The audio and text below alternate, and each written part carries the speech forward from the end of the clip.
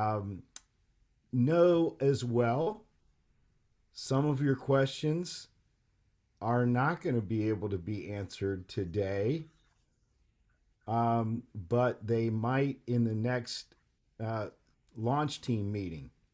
So we're going to have a launch team meeting.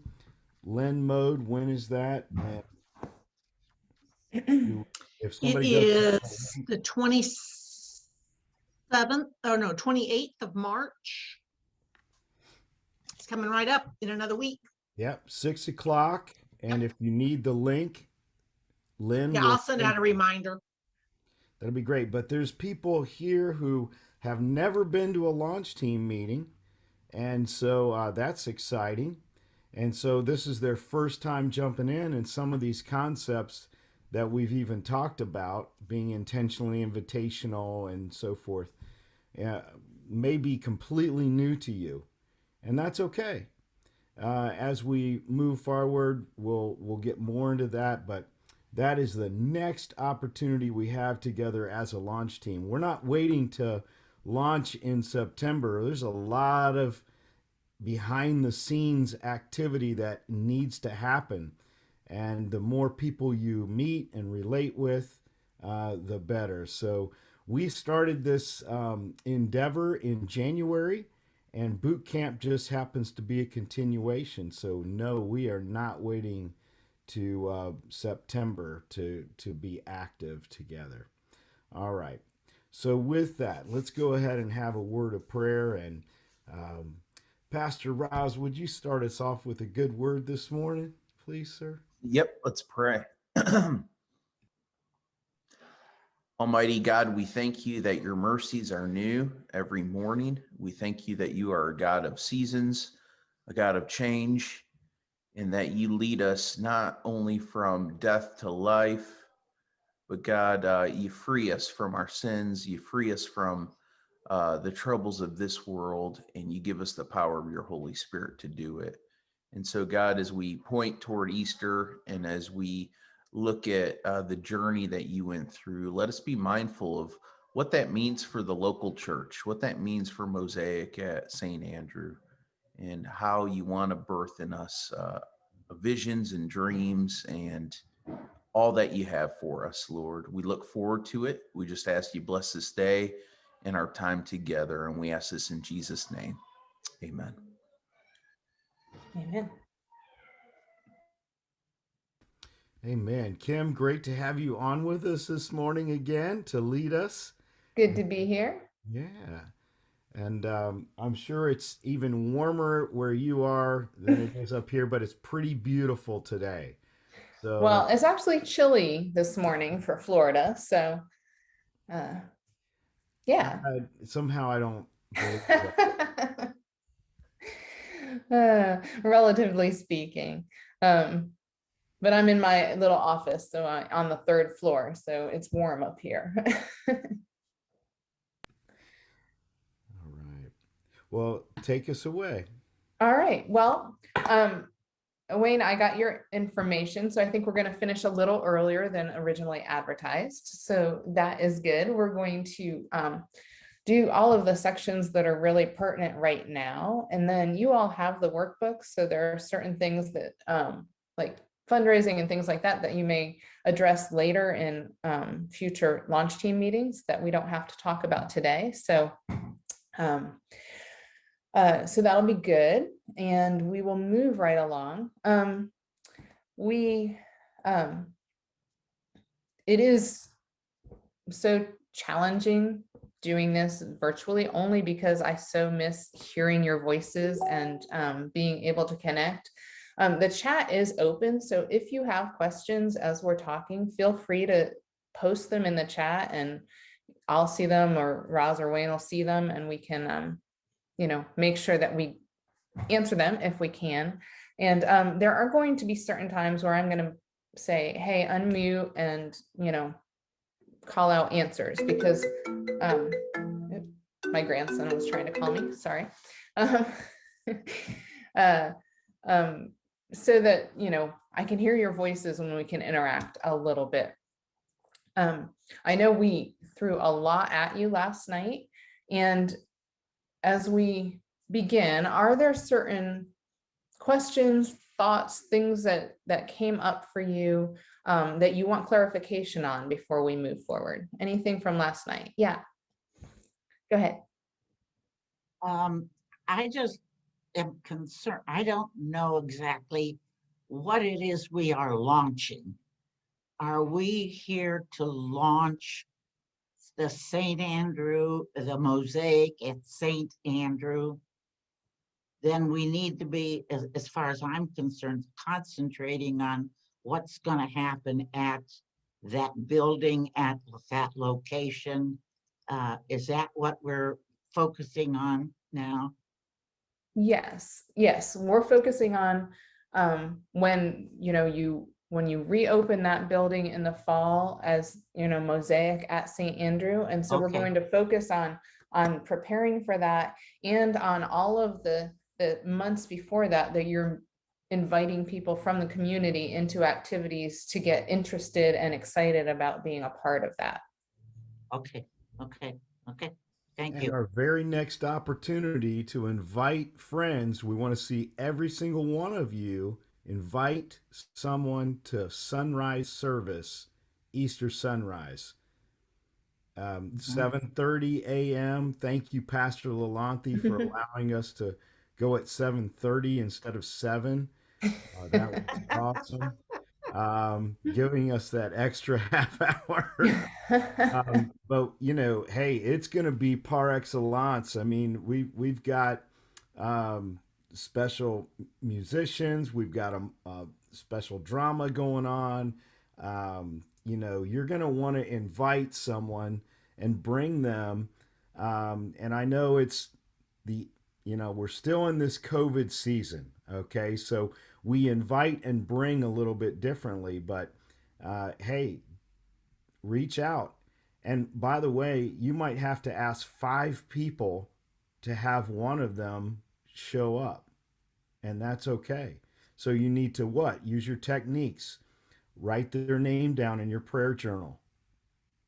Pray over every single one. Then make your calls, or if it's not a phone call, maybe it's a text message, or maybe it's on Facebook, or maybe it's on, however it is that's natural for you to relate with that person, invite them and let them know you'll meet them there at 7:15. It's very intimidating to come to a new place and not know where to go, what to do, but it's always nice to see a friend with smiling eyes behind a mask, but smiling eyes. you know Right? and so we've gotten used to this these days, but it's outside, it's safe, it's distanced, it's going to be our first opportunity. So I hope that you've already listed your 5 people. Randy, if I asked you right now who are your 5 people, I bet you could rattle them all off. Joanne, I bet you'd be thinking, well, I've got 1 or 2 that I've got written down, right? I have Oh, one in mind I'm going to target this afternoon. Oh, that's oh, awesome. good. Well, be thinking about it, because there's an exercise later today that we're going to do that you're going to have to write them down. So those of you that already have them, you're ahead of the game and you'll be able to jump right into that exercise. Right on. So, not to belabor it, but yes, we Yeah, are and focused on yeah, Mosaic and there St. was a question yesterday, or they're bringing up, the other campus, which is great, but no, our primary focus is Mosaic at St. Andrew. So Yeah. All right. Awesome. So we are talking, if you'll remember, we ended last night with we're in session 5. The title is Recruiting Your Launch Team. Obviously, you have a lot of launch team people already, but you, between now and the fall, are going to be adding more and more people who are a part of Mosaic St. Andrews, so that when you're ready to launch in the fall, you've got critical mass. So the more people that you're connecting with and inviting, the more people you'll have when you're ready to start. And so, you'll notice in bold at the top, and we talked about this last night, waiting for people to just show up at your church, won't say new, is not an effective growth strategy. You have to go to where the people are. So in churches, sometimes churches have buildings, sometimes they don't. You guys actually have a building, which is awesome. You don't have to find somewhere to meet. You don't have to meet in a school and set up and break down, all of that. So that's helpful. But the reality is that while you know you have a building and you know it looks nice inside and everything, a lot of people in your community who have never been to your church building don't even see your church building. And you know when you're driving down the road and you see people out there holding signs, on the sidewalk advertising a restaurant or something, or you see the big floppy things outside stores to get your attention. That's because businesses know that after a very short period of time, when a building goes up, that people stop noticing it. It becomes practically invisible to them. In fact, I was working with one pastor and he moved into a new appointment and he settled in and he was like, I want to do business locally. So he went to the bank that was catty corner from his church. And he was sitting there talking to the bank manager in her office about opening accounts. And he had his shirt on, his polo shirt with a church name on it. And she's like, oh, that's a cool shirt. What church is that? He's like, oh, I'm the pastor of it. And she's like, oh, that's so cool. Where is it? And he leaned back and pointed out her window. And she could see the corner of the church from her window. And she didn't even realize that the church was there. And she's like, oh, I'm so sorry. I'm so embarrassed. And he was like, no, you should not be embarrassed at all. We should be embarrassed that you don't know us and that we're not community partners with you. And that's going to change. So it does become invisible. Joanne, did you have something you wanted to share? No. Okay. So, Lynn does. Okay. Yeah, I would just say St. Andrew experienced that. We had a building program where we added a whole new education wing and new offices. There was a lot of excitement. And our theory was, we're going to build it and they're going to come, because we were kind of in our heyday. Mm-hmm. And that I have joked a couple of times, we didn't realize the wait was going to be, like a couple decades later almost. Yeah. We still think of the new edition as the new edition. And really, I think the cornerstone's like 2004, not so new. Yeah. Right. Yeah. Thank you for sharing. Yeah. So while a building is a great asset to have to be able to meet at, it's not an evangelism tool. I'm going to share my screen. Hopefully it will work.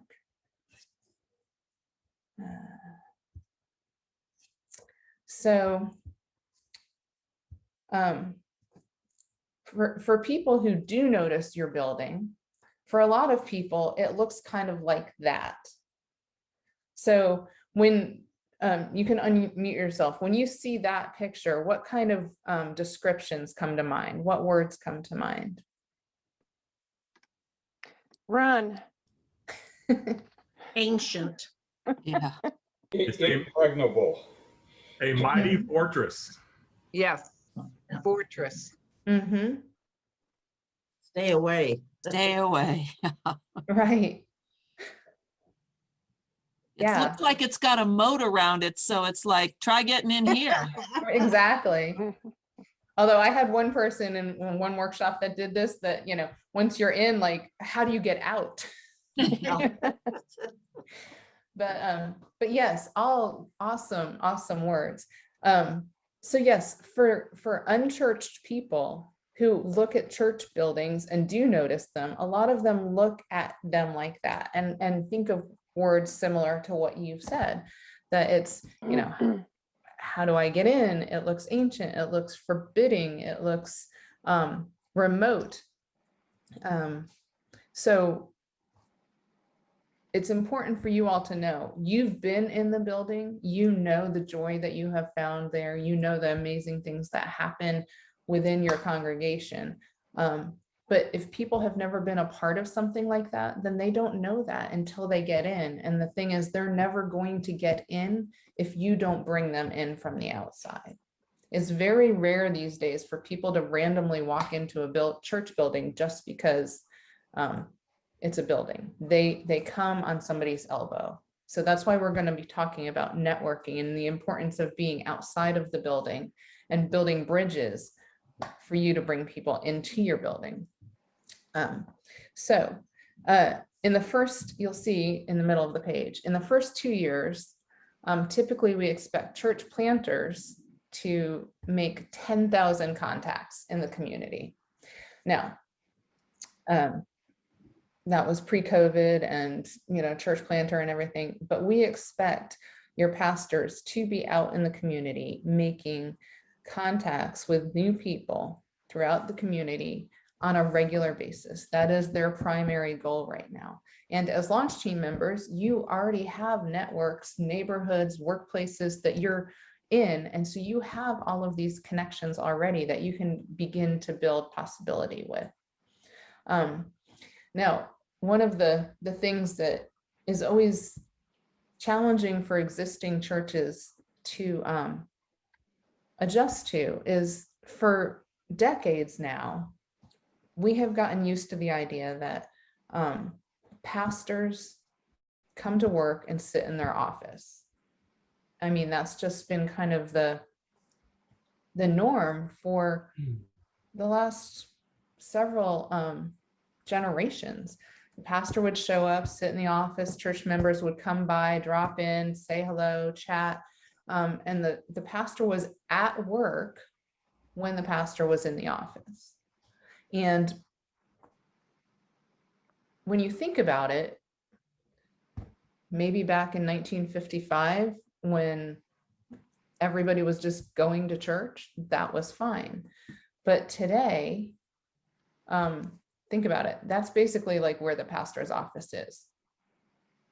And so you're not going to have random new people walking into your church building to find the pastor and have conversations. If the pastor is going to connect with new people and build relationships and invite them in, then they have to be out of the pastor's office. There's not a lot that they need to do in their office. They more need to be in the community. And so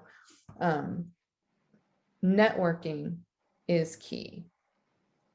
So we are going to watch a video about Pastor Bev. She is a pastor in North Carolina, and this was her networking, one of her networking strategies. Again, this was pre-COVID, and hopefully we are moving out of the whole COVID thing. So I'm going to show this video. Hopefully it works. Let me know if you can't hear it or if it doesn't work. I had been visiting various places, looking for a place to kind of hang out, where there'd be a lot of people, where it would be easy for me to relate to folks and to the staffs of these folks. So this is one of the places that I decided to make part of my weekly routine. So there's a lot of community that goes on here at this restaurant. And so anyway, decided that it would be a good way for church folks to get here and get connected as well as just having some hangout time with me on an informal basis. Right. Decided Thursday was the best day for me to do that. So here we are at Elizabeth's Pizza. Well, first of all, Bev knows the staff, the entirety of the staff, on a first name basis. And when Bev walks in the door, they say, "Bev's in the house." This is just a very relaxed way to get to know folks better, and also to get to know Bev better. Peter, apparently Peter, after he met Bev, they had a conversation. And he at the bar.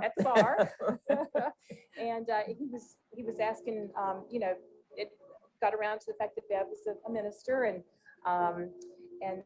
he was very interested in the fact that Bev's a minister, and they got to talking about some philosophical type questions that Peter had, and then it was result of that.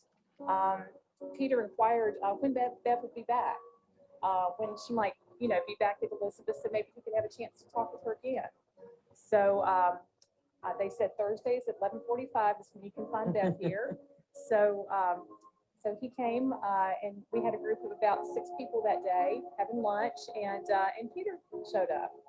And we pulled a chair up and welcomed Peter to come on in and join our group. And we had various ages and, you know, just different, a very diverse group of folks that day. And I think Peter felt very comfortable and was able to, you know, just talk about, you know, what the church meant to us. And we were able to share some things about our church. And he is a former tennis pro and with some injuries. So I think he's, you know, just you know, maybe searching a little bit at this point. And I think he found, you know, that he could relate to all of us in the group. And it started with Bev.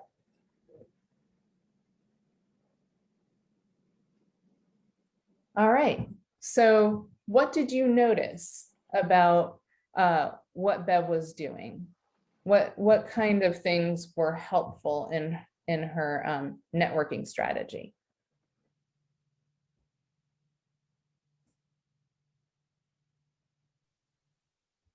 Well, she went out to where people were. She didn't wait for people to come to her. She went out without really knowing who to contact. She just chatted. She went out into the community. She blended in and she made a point to learn everybody's name. Yes, yes. When you think about the businesses and the restaurants near your church, you want to make sure that you are seen as the community partner and a good neighbor in that area. You want every manager to know kind of who you are. You want to go and introduce yourself, pastors, and say, hey, you know, we want to be the neighborhood pastor. We are here if any of your staff people need anything. Here's my card. Just know that we are available to you because we are all about this community. But you're right. She got to know the staff because she was there on a regular basis. What else did you notice? She made a point that she went on Thursdays. Yes, she had a regular schedule, and she did this at several different places around her church. So Thursday at, what they say, 11:45 was that pizza place, and they knew that every Thursday, the staff knew. That's why they all knew her. She brought business because she invited members of her congregation to come and have lunch with her, whoever wanted to come and hang out. So she brought business to that, which again, coming out of COVID would be a huge thing for your local businesses.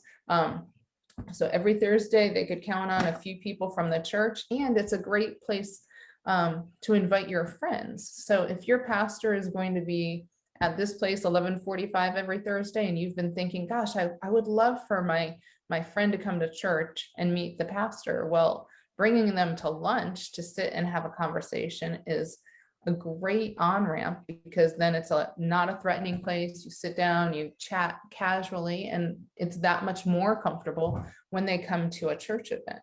So yes, the regular routine is key. Anyone else? It involved food. Yes. So the hospitality thing is already kind of pre-baked. Yes. To go into. Yes. And food is always a good thing. And I think it's more of a social setting. So a lot of people might be more comfortable there versus going to an event or going to a church building or an event or something. Very good. Didn't she take some of her congregation with her so that they could also interact? And yes, exactly. They had a chance to see other church members there and see again that they're normal. These are normal people. They go out, they chat at lunch and have fun together. So yes, bringing people there is helpful. If I may, just to pull in something that was said last night, where most people in the community vision Christians as being mean, hostile, and if they're sitting in that environment and they hear that the conversation is Christian related, perhaps once it gets to that point, are there any tools, tricks, something to keep the hostility levels minimized so that that false community and assumption can be dismissed so that they can actually hear what the conversation and the message is? That's an excellent point, Lisa. You know, obviously it's helpful that, I mean, Mosaic, St. Andrew has, you know, obviously good intention and isn't likely to be out there having kind of those negative conversations that sometimes happen in the context of a Christian gathering. Whereas you all are more likely to be having conversations about what's happening in your life. And if you are talking about specifically Christian topics, that they're going to be of a more gracious and inclusive conversation. But yeah, I think making sure that you're always mindful if you're out as church members in the community, that you're being positive about the church, positive about other people and Christianity in general. Being mindful of what you say is super important. And I would add tipping really well is really important too. Servers have said across the board that Sunday is their least favorite day to work, because all of the people who go out after church, an abundance of them are mean to the servers and tip very poorly, unfortunately. So again, you want to be sure that you're mindful of being positive in your conversation and that you tip and treat the server really well. Not only tip them well, but get to know them. Ask their name, ask what they do, those types of things. So yeah, great point. The Jehovah's Witnesses would occasionally have a convention over one of our, the Nutter Center. The restaurants around Nutter Center note that they are very, very generous tippers. And they remember them, and they remember their hearts, and they remember the event. I think maybe largely because of the tips. Yeah. They appreciate the generosity. Yes, absolutely. Yeah, it's a great way to model generosity. Absolutely. Well, we want to be known as a all-inclusive congregation, intergenerational, international. So if we're going to take one of our congregation members, it would probably be a nice idea to have someone along who is a little bit shall I say, non-white, which is what the majority of us are, but we want to include everybody. So let's take somebody who is a intergenerational individual with us, maybe, or a younger person, or something different, somebody different. Yes, yeah. Having a diverse group sitting around the table is always helpful for sure. I'll say this. God honors effort and blesses vision. Guess how many international folks are, folks from other countries Pastor Wayne and I had when we started? Probably none. Zero, right? So if God's given you a vision, he'll provide the provision. So we pray and we seek God, and we're open-minded and open-handed, and it's amazing what God will do. This conversation in a year from now, I predict, we'll look back on it and say, look at what we were, and as we prayed and see the Holy Spirit move, look what God has done. So I'm glad we're recording this because we can look back on it. Yeah, that's a great point. One of my sons who was dating someone who waited on tables, and you don't get even minimum wage. He reminded me that you're renting the table So if you're going to be there for an event or hanging out with friends, and if you are there in the amount of time that they could have turned that table over 3 times, then you're renting the table. And as much as we like hanging out and eating, then I'm taking away from that person's tipping that they could have achieved from that table. And so I need to tip commensurately. Yeah, Joy, thank you for saying that. That's very true. If you're, if you're having a meeting there or if you're hanging out there, that's great. And as long as you tip accordingly, for sure, because you are renting the space. And we encourage churches when they do have meetings, not to meet in the church building, but to meet out at restaurants and tip accordingly, but to meet out in the restaurants. Having meetings out in public as opposed to inside the church building has a number of advantages. First of all, it reminds you of who you're trying to reach. When you're sitting inside the church building, you're kind of isolated and it's easy to think about just you and the people that are at the meeting. But when you're out in public and you're seeing all the people in your community around you, it reminds you that it's about so much more than just you. It's about all of these people that you can't wait to connect with. On the side note, we find that people, if there is any conflict, behave a lot better out in public than they do maybe in the church fellowship hall. So there are benefits to just being out in public for behavior's sake as well. Well, you guys did great coming up with all of the things. So on page 14, there's just a summary of that discussion. So you covered most of them. Obviously, interacting with people in the community, having a set routine, being in the same place at the same time, allowing relationships to develop naturally. When Bev went in the first time, okay, she met everybody.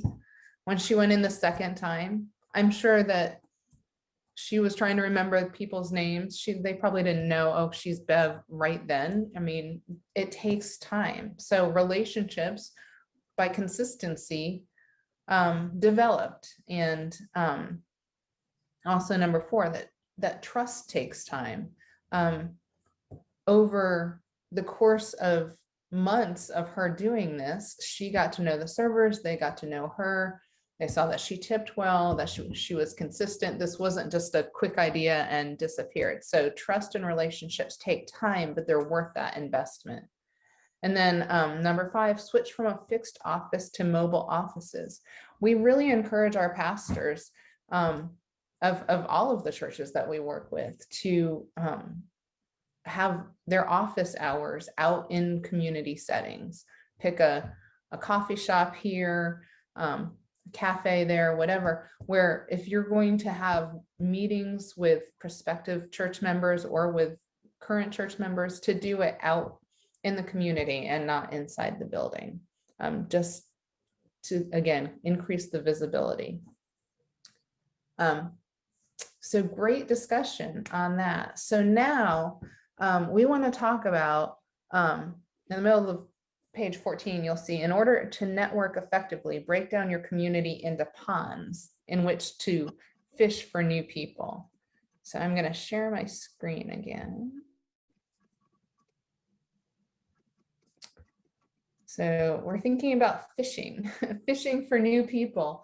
And church ponds are just, if there are other churches in your area that, other Methodist churches that you have friends with or you're connected with, sometimes they will be willing to partner and say,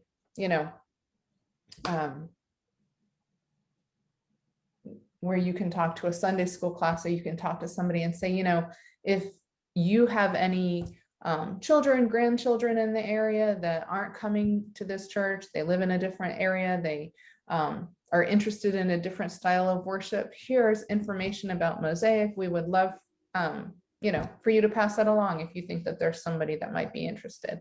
But mostly we want to focus on community ponds. So this is thinking about places that your pastor can network, but also for you, for the lay people, you can do the same types of things. You're already in a lot of these places. So when you're in these places, just remember to build the trust and the relationships so that you can invite people.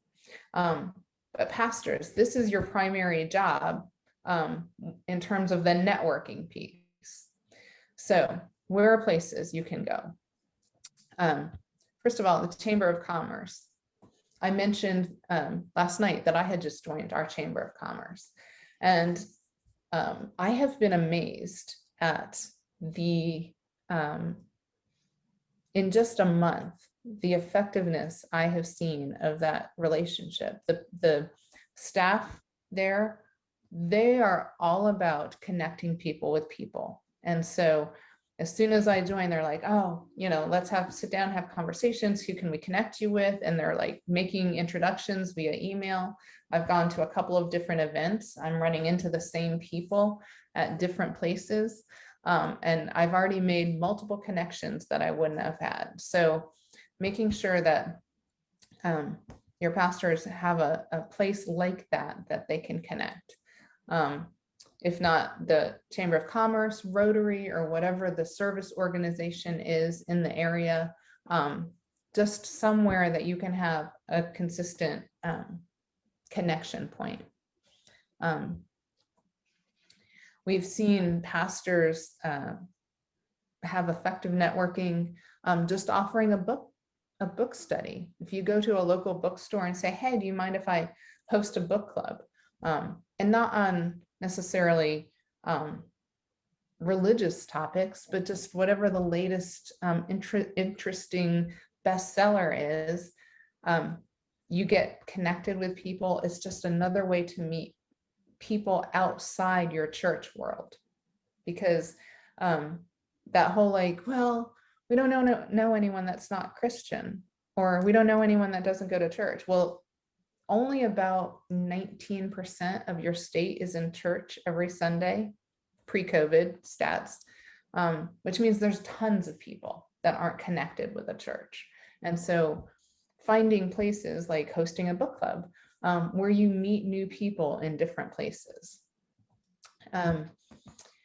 Missions, participating in a mission, or finding a mission to be at on a regular basis, again, helps you begin to create relationships and meet new people.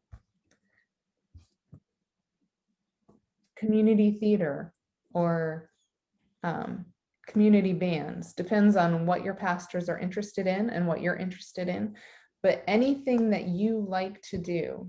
And one of the things that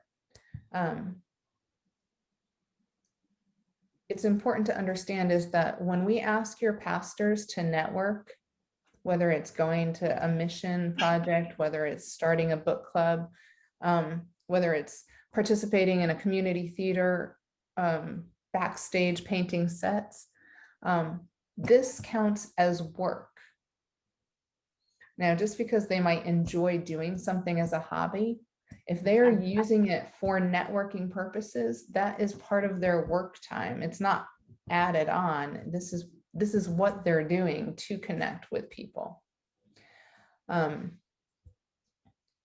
They might like running. They might like working out. Point is, encourage your pastors to find the things that they love to do and then utilize them for networking purposes as well. Meetup.com is a great place to connect with people. So I don't know if you've been on meetup.com, but they have it in most cities, and you can find meetups for anything. People who love to travel, people who love to go hiking, people who love old cars. There is a meetup for everything. And the wonderful thing about Meetup is right there, you have people who have joined Meetup because they are wanting to meet up with other people. They are people that are looking for community. So if you join a Meetup that has to do with one of the things that you enjoy doing, you're putting yourself in a natural place to have conversations with people who are looking to make connections. And as you build those relationships, they become people that you can then share the love of God with and invite them to church. So taking advantage of those opportunities is key.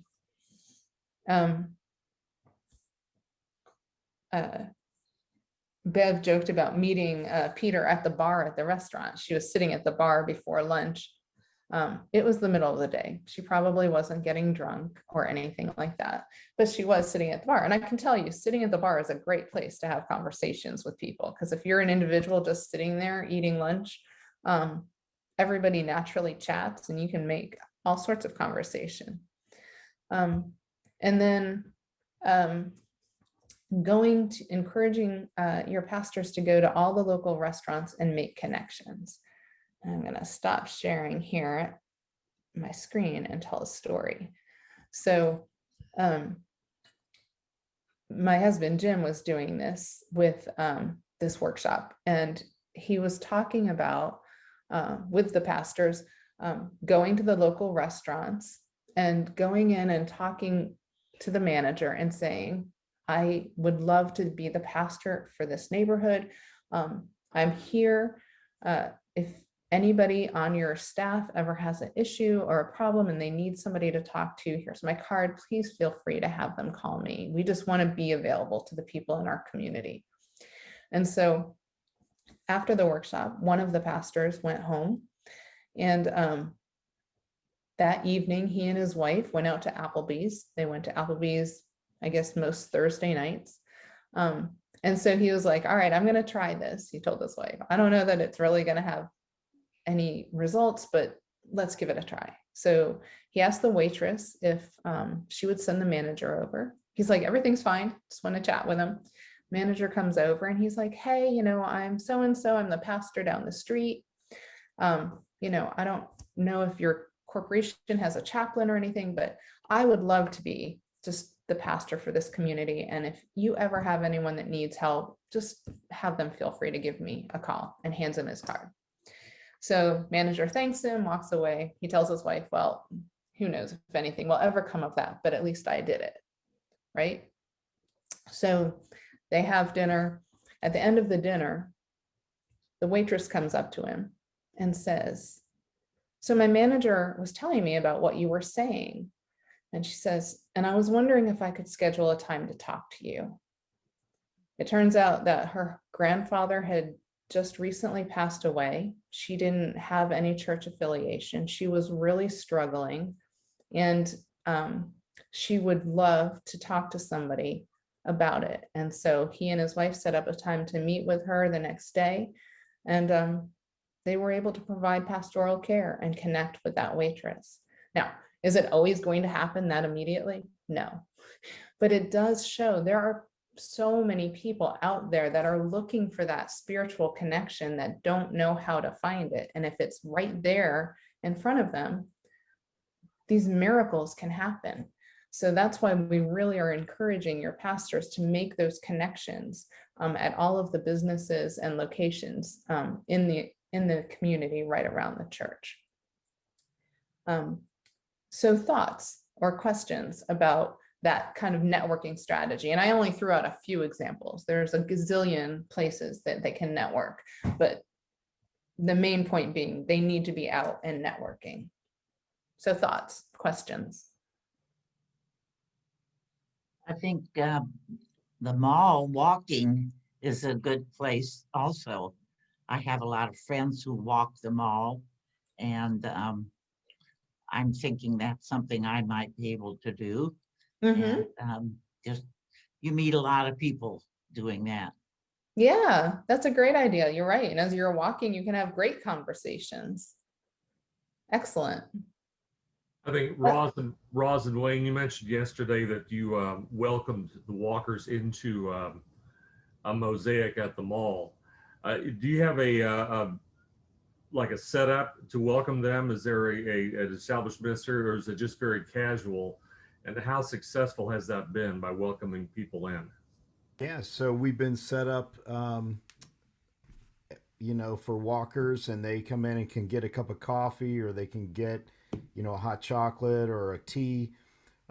Also, from 9 to 2, there's somebody there. So it's been very engaging.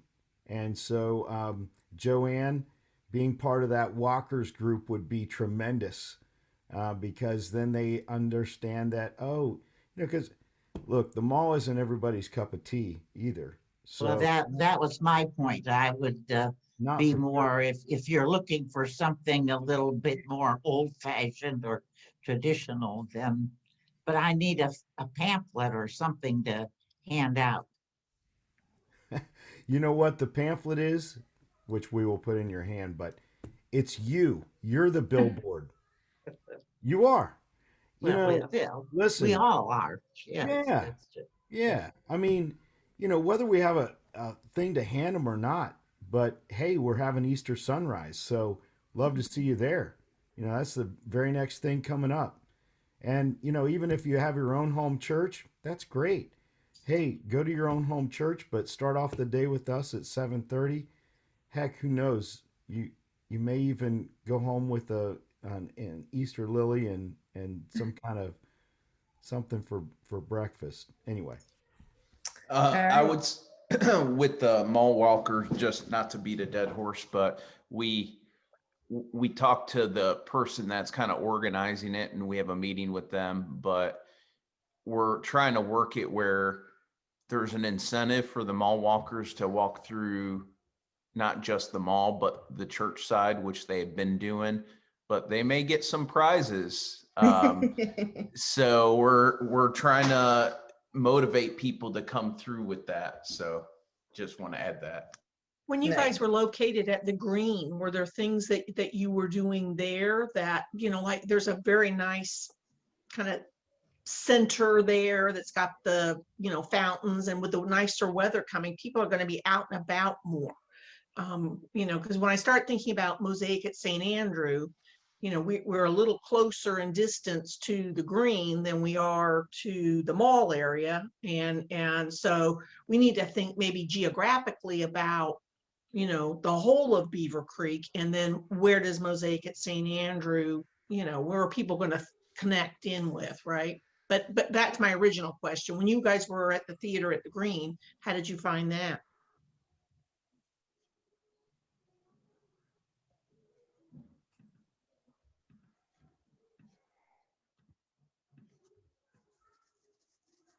I can speak that my first interaction with Mosaic was the worship team did a concert, and you could tell they had practiced really well, and they were talented, and they were having fun.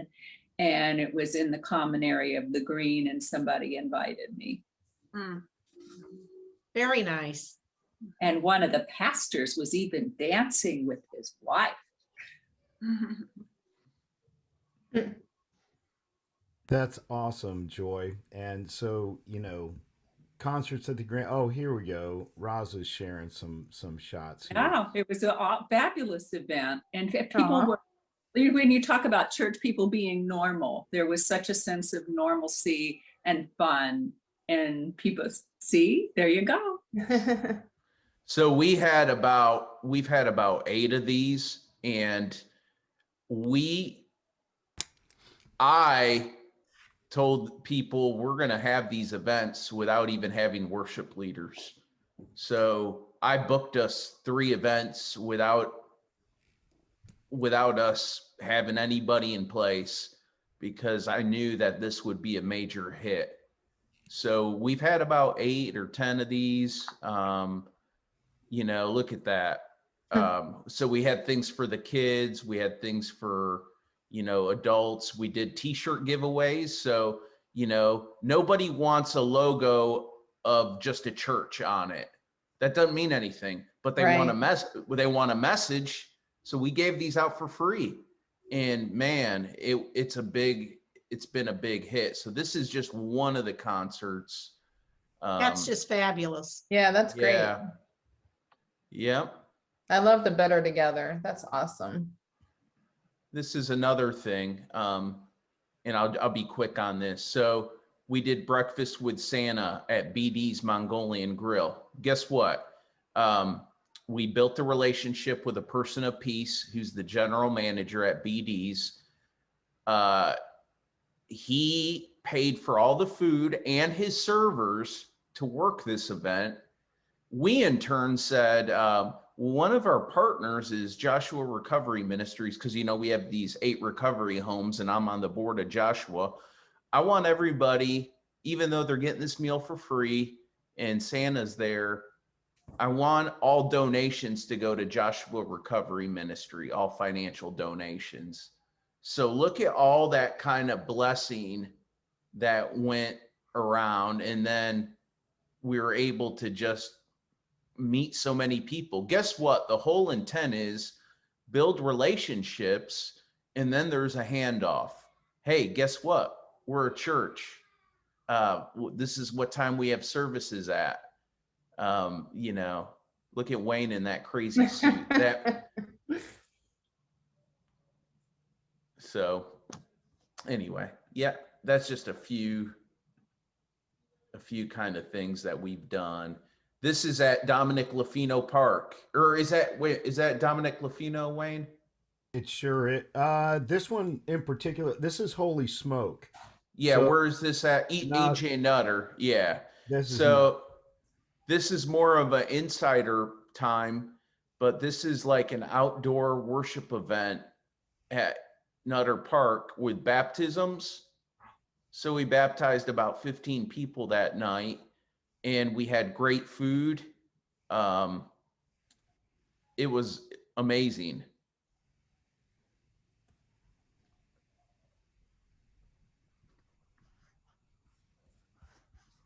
So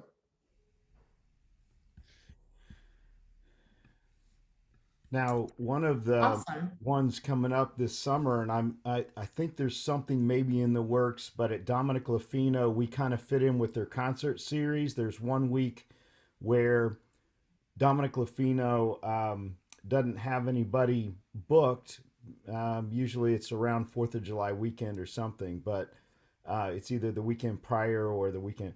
So we fit right in there. And people are so used to coming to something every Sunday night that they're like, oh, it's Mosaic. Now we're, becoming part of the community. But it's not for us, but all of our people show up, of course. But it's for us to be a part of community. And man, people are like, oh, Mosaic. And even if they have their own home church, that's okay.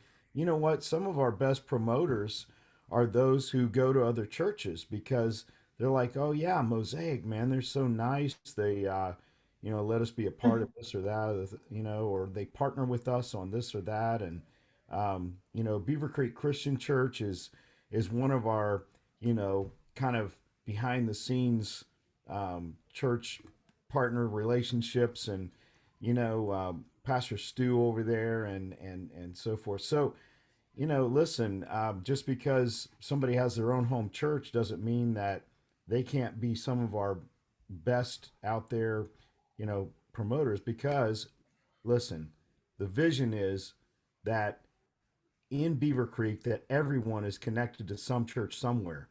And let me tell you, if we added up the number of people in Beaver Creek, which is what, 50,000 people, 48,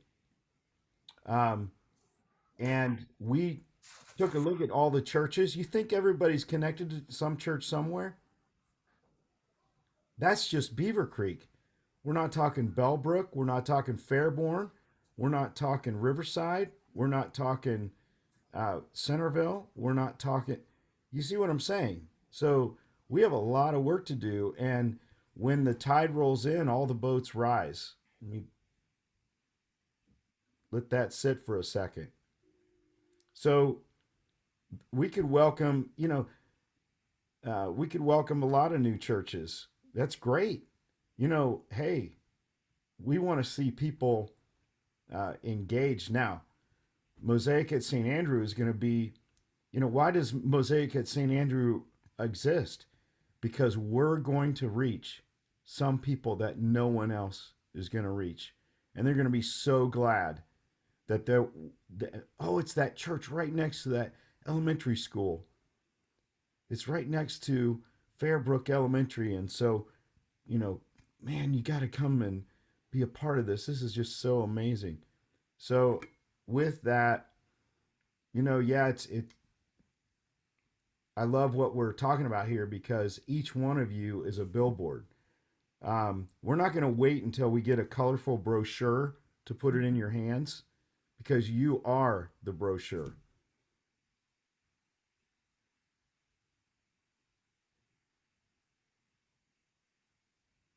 All right, thanks, Wayne. So I'm curious, because I mean, we're definitely going to talk about all of you lay people and the ways that you're going to be inviting and connecting. But in terms of the networking opportunities, like what Pastor Bev does and all of the various using your interests to network, I'm interested, pastors, what are your favorite, what is your where are you networking? Where are you finding your people? I would say the master networker out of our group that has the steroidal gifting is Wayne Botkin. So Wayne could teach classes on networking and everything else. So go for it, man. The Beaver Creek or the Green Optimist Club is where I'm a member currently, and where we're entrenched in there, and so we're meeting community partners all over the place. At the Optimist Club is just a great place to be. In fact, I will look forward to every single one of you being a guest of mine over the next 50 or, well, 12 months. We only meet one time a month. So, but when we do Avenue of Flags or whatever out in the community, and of course we're over there at SVG Motors and loading up the flags and talking to the mechanics and all that. So look forward to networking there. That's one aspect, but then all the business owners at the mall and the Beaver Creek Chamber of Commerce, the vice mayor. So, I started to write down, what I wanted to ask each of you when I get you one to one, but hey, I've got you all 42 now. Who do you know in government? Who do you know in the fire department? Who do you know in the police department? Who do you know in the school? Of course, we have a great connection with the school. Pastor Deb's relationship with the principal. I don't necessarily have to have the relationship with the principal at the high school or at the next door because Pastor Deb does, and then also Pastor Lalanthe. But so it's like, hey, listen, somebody. What I love about the opportunity for St. Andrew is that if we're supposed to connect, I love your number there, Kim. 10,000 people in the next year per pastor. So that's 40,000 people. That's everybody in Beaver Creek should know about St. Andrew and the mosaic at St. Andrew and how this new church. Wait, it's new? Well, it's not really new because we've been around since 1962 and really 1863. But, we're relaunching, and when we launch, we want this to be a church for everybody. And let me tell you about it. Oh, really? Tell me about it. What? Yeah. So these are the kinds of networking opportunities we have. Also, think about what clubs and organizations you're already a part of. What about UD? Do we have anybody connected with UD and the musical program there? I think we do, Margaret. Uh, Wright State University. I think we have like at least 7 people on this call right here that are connected with Wright State University. Molly, who was on last night, graduated from Wright State University. Um, Military, who's connected. We had 2 military folks walk into the mall. That's a different story, but Man, we need to connect with military families and graft in quick, because have them graft in and graft in quick, because they're here and gone. But the need is huge. If you look at the rates of suicide, depression, anxiety, and then you compound it with children, we've got to have a safe haven right now for kids of military. Um, the business sector I already mentioned. Parks and Rec. One of our strategic partners is with the Parks and Rec of Beaver Creek. So, and by the way, Joshua Recovery Ministry, we adopted early on too, because their office was at the Green. And so what's happened now, I'm on the board. Many of our folks are mentors because one of the components they need sponsors, but then they need spiritual mentors where they're learning life skills and all that. So guess what's happening now? Not only is it guys coming, women, but these moms who are, getting off drugs. And you know what's happening on Easter Sunday, don't you? Moms and these babies are getting baptized. So boom, right there, networking. Tell me about Joshua Recovery. I don't know. I'm not familiar with that. Yeah, they're a faith-based recovery program for it's kind of these recovery homes that they live in. They have to For drugs. Yep, addictions, drugs, alcohol, and so you have to have sobriety in order to make it into the houses. And then once you're in, then there's a program regimen. So the spiritual life, of course, attending meetings like AA or NA or whatnot. They are learning life skills. They're going through Crown Financial Ministries. They're doing all those things. But one of the things they need is a spiritual mentor. And so guess what we've been able to do? We've been able to connect some Mosaic folk to be spiritual mentors for these guys, gals, and these moms. So it's been really, really fruitful and exciting. It's changed my life, like working with them. Wow, that's awesome. Joanne, key terms there are sober living. So there are 8 or 9 houses. I believe there are 5 or 6 for men and 3 for women, 1 house for women who are pregnant. So they're in a sober living community. And one of the things is they have to have a home church somewhere, and they don't have to come to Mosaic, but many choose to. And then they get a spiritual mentor. They need a spiritual mentor. So where is that spiritual mentor going to come from? And oftentimes it's, Carrie O has been setting up also people who are willing to be a spiritual mentor. They go through Carrie, and we're able to set them up.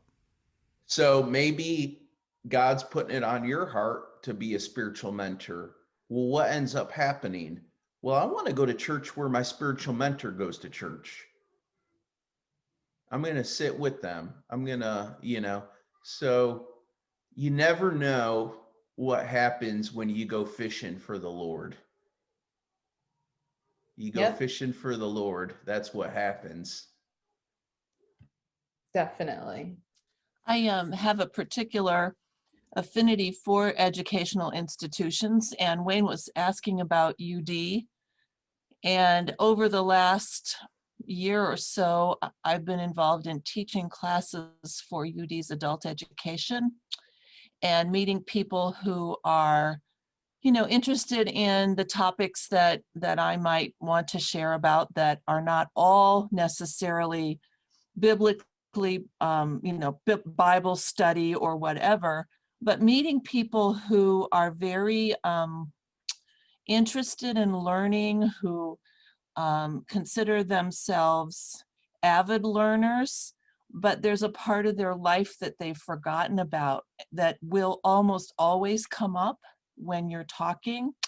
I'm on a committee at Wright State, the Medical Spirituality Committee, which provides extended opportunities for continuing education for medical professionals who, it's a surprise to me how many, especially right now, how hard the medical community is working and what needs they have. I probably loaned a good bit of my library to doctors who have not looked at their faith, and they start to ask questions after a time. So that's an interest I've always had. I've always been a learner. So it's an amazing opportunity to have really good conversations with people who are willing to explore, because that's what they do. That's just their world. So Those are great connection points for sure. And that gets you into a community that sometimes is closed to quote church, but it's allowing them to have the conversation in a more trusting, safe way, and then open up to spirituality. So that's great. Well, every example has been awesome, and it's so exciting to already hear all of the ways that you're making connections within the community. And we're going to certainly talk more about that as we go forward, and about invitation. Looking at the time, I'm going to give us a little stand-up break. We've been going for just over an hour here. So I am going to take some, let's see, is 5 minutes enough? Do you want 10? What do you think, Wayne, in time-wise? 10 minutes is good. All right, let's do 10 minutes. Everybody can get some coffee refills. And so we will be back at 10:15, and I'll see you then.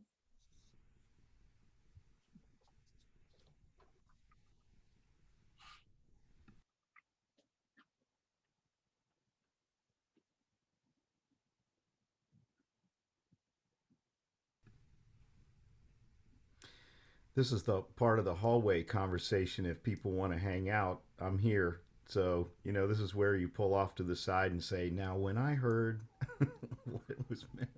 This is part of the time where I grab one of my kids and find out what they're breaking in the house, and or coloring on the wall. No, I'm just kidding. I'm going to get coffee, but Wayne, I'll hang out. You hang out, brother. Yeah. So what are you hearing? What are you feeling, Joanne? What are you thinking? Well, I'm thinking we got a lot of work to do. And I just sent you a note. I'm concerned about Pastor Lalante. She's not on this actively. Are you? Yes, Okay. I am. Okay, because the picture we see is not you. And so it's kind of like a frozen image or something. Yes, it is. There you go. Oh, Joanne. okay, that's much better, because the other one was just a frozen, and I thought, oh my good, something's wrong. No, I'm okay. She's good. Thank you. But and she'll be even better as the days and weeks and months to come here. But it's awesome. It's a miracle that she's on today, which is great. Yes. But we got a lot of work to do, huh, Joanne? I think we do, to get people interested in Mosaic at St. Andrew. Amen. And that is, I think, I can go up and walk around the mall, but I have to be honest, I'm not pushing Mosaic at the mall. I'm pushing Mosaic at St. Andrew. I want them to think about a more traditional service, because that's what we're going to have, I think, at St. Andrew. Isn't that correct? That's at least to begin with. So we'll have both. Hold on a sec. Yes, we'll have both. But Joanne, do people like to be pushed?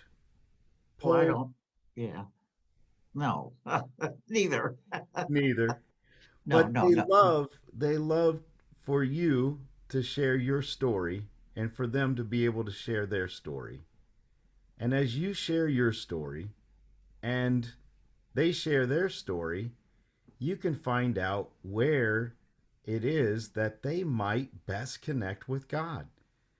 They may connect with God wonderfully at, and my goodness, you have 4 different worship experiences to let them know about.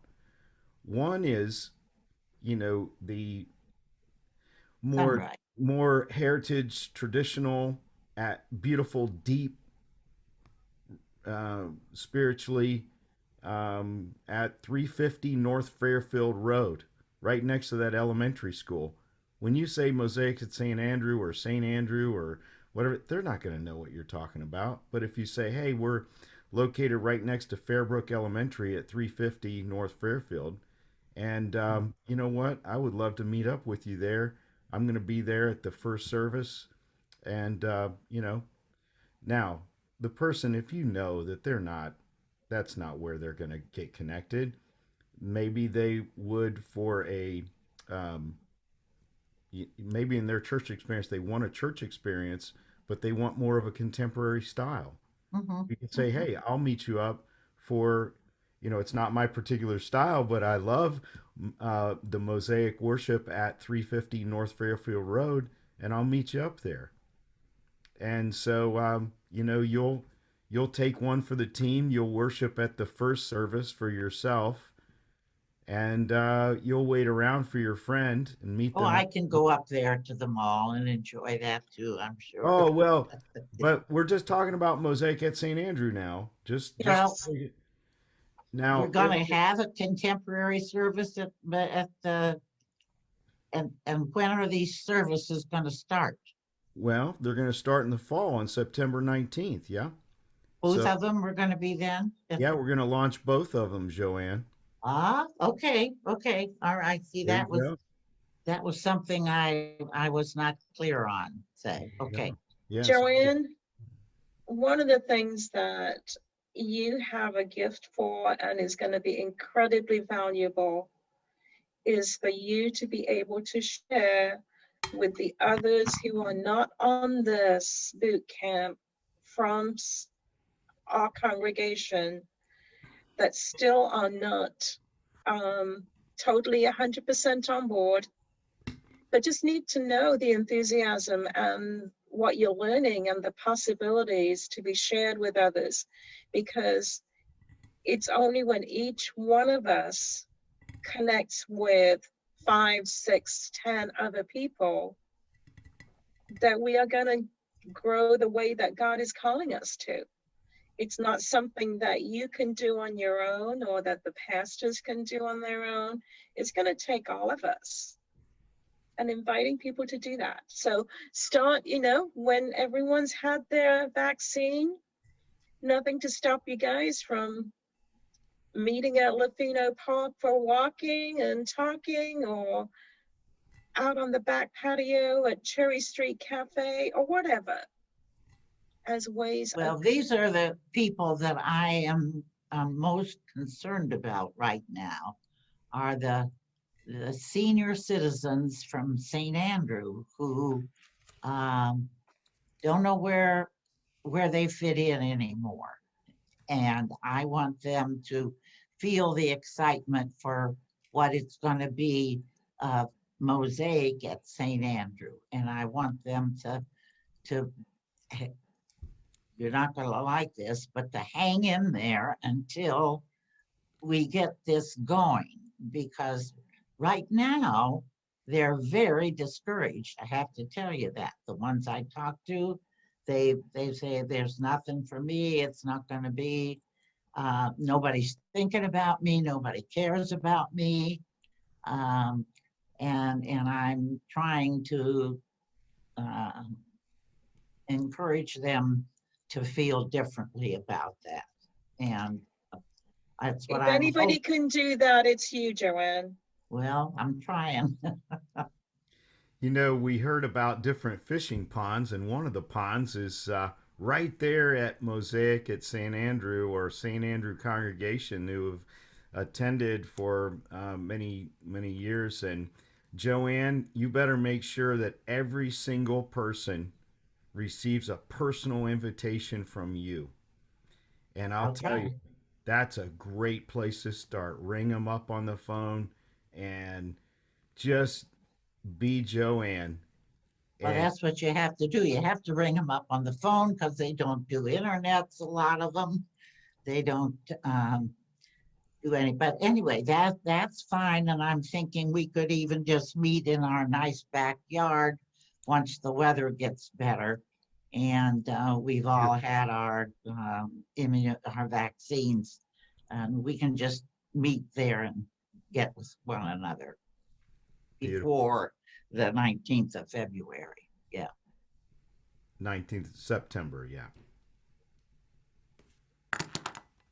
Oh, September, not February here. Yes. And you know what? We're not going to wait till September 19th, and our good trainer is going to help us to understand what the lead up is. So hold on. We're not going to wait till September the 19th to blow, blow it open. So there's a lot. We've started in January, and we're continuing. So maybe somebody isn't on the train yet. We're heading to Miami, remember? And Yeah. so there will be time enough to pick them up on the way. Okay. I need to go. What time are we supposed to be back here? 10:15, I suppose, huh? Yeah. But if you need to go take a break, Yeah, I need to go for a minute. we were just hanging out in the hallway. Right? Yeah. Have a good conversation. This is where the parking lot conversations and the table talk and so forth. That's what we miss, right? At these boot camps, Yeah. I would have given anything to get on a plane and be there in person. There are certain, I mean, I'm grateful for Zoom, but there's definitely an advantage for this type of thing. The conversations like the ones you guys just had, and just all the different things happening around the tables and action steps. We were going to divide into groups, but I just realized in the Zoom setting, we just need to all be together, but it would be a lot different in person. I'm in withdrawal from doing in-person events for sure.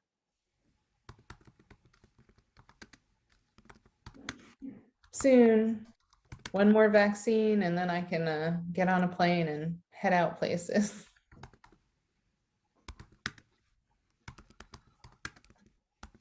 In terms of the walking, I think it just creates a connection for relationship. And I walk with some people because, that's an acceptable thing you can do. And when I'm walking with people, you see other people who walk at the same time that you walk. And often we're walking for a reason, whether it's to break the monotony of being alone, or a person, has a particular, health issue, or they have, a healthy habit that they're working on. And, it meets that continuity of being together over and over and over and building relationship. And I'm just amazed by the walking relationships that then turned into another type of relationship over this last year of COVID. Yeah. In fact, I'm running into the issue of too many walking people. Not that I'm running into too many, but people that I form relationship with over the year, and my available time to walk, and trying to have that continuity. Because if you're walking with a particular person, you know that you don't have to just hit the ground running with everything on day one, because you're walking, and you're going to be walking, and you're going to be covering this time forever and ever. And it's not like you you have that feeling that you have to cover this now. And you don't have to talk while you're walking, you know, and sometimes you can't because you're walking. But I've just been amazed by some of the relationships just built over this past year, just hanging out and walking with somebody. And that consistency, you're proving that you have that stick-to-itiveness to be there with them over time. And what comes out, you know, for myself and the people I'm walking with over time has been really interesting. Oh, and if you take this point A to point B from last year this time until this year this time, it's been pretty fascinating to see what transpires over a year, because we've now hit a year. Yeah, definitely. Yeah, thank you for sharing that. It is a great way to build those relationships. All right, well, welcome back, everybody. We are turning the page to page 15 to virtual networking. And so certainly social media has always been important for churches in terms of networking. This past year, even more so with the pandemic, as everything went virtual and everybody had to learn way more than they probably ever wanted to know about Zoom and spending time on social media and things like that. But being virtually connected is going to continue to be important, even post-pandemic. So I know Roz and Wayne certainly know pretty much all of this, so we're not going to spend tons of time on it. Just to highlight though, so obviously Facebook, it's important to have an active Facebook page with like Roz was showing, all of the pictures that show all of the cool things that are happening, so people can see, wow, this is, you know, this is what the church people look like. They don't look like scary, weird people. They look like normal people that are out there doing normal things, having fun, enjoying each other and enjoying life together. So those kinds of photo albums are huge. So all of the Facebook stuff is super helpful. You can certainly do live streaming, hosting watch parties, those kind of things. Doing Facebook Q&A, pastors just doing Facebook Live Q&A, you know, ask me anything type thing about the new church. Encouraging all of you to post on your own Facebook pages with links to the church Facebook page. Yeah, Roz. That's where we'll need this is where we need a hit right there. Right. Boom, boom. Yeah, so and Roz and Wayne, I'm sure you all can help too with maybe, you know, giving some instruction with, this is the church, this is the link to the church page and things like that, and this is how you do it. But yeah, launch team members and lay people, every time you post, oh, do you want me to stop? Go ahead, Wayne. I just want to put a bold underline highlight around this. You know, as wonderful as it is for me to connect with people in clubs and organizations and out and about, and Pastor Deb, Pastor Lalanthi, and even Pastor Roz, without this effort, we do not have as wide of a casting of a net, or as strong, or as deep. And what I have depended on is what we call the air attack and the ground attack. So Pastor Roz has been in charge of the air attack, because there is no one I have ever met in ministry or in life that has a knack for social media networking than Pastor Roz. He just has this ability. I mean, before I know it, we're on, you know, I didn't know what Facebook Live was. I didn't know any of this stuff. And so he's pushed me and helped me so that when I'm able to go in and work, you know, learn people's stories, and they're like, oh yeah, I saw something about Mosaic out there. And well, Paula is a prime example who spoke yesterday. Paula from Brazil. Guess how she found out about Mosaic? Facebook. Prime example. That's how, and guess where she first came? Alpha, the Alpha course. And now she's been with us ever since. And there's many other stories like Paula's, because they received a Facebook invitation from a friend, or they saw an event that the church was doing.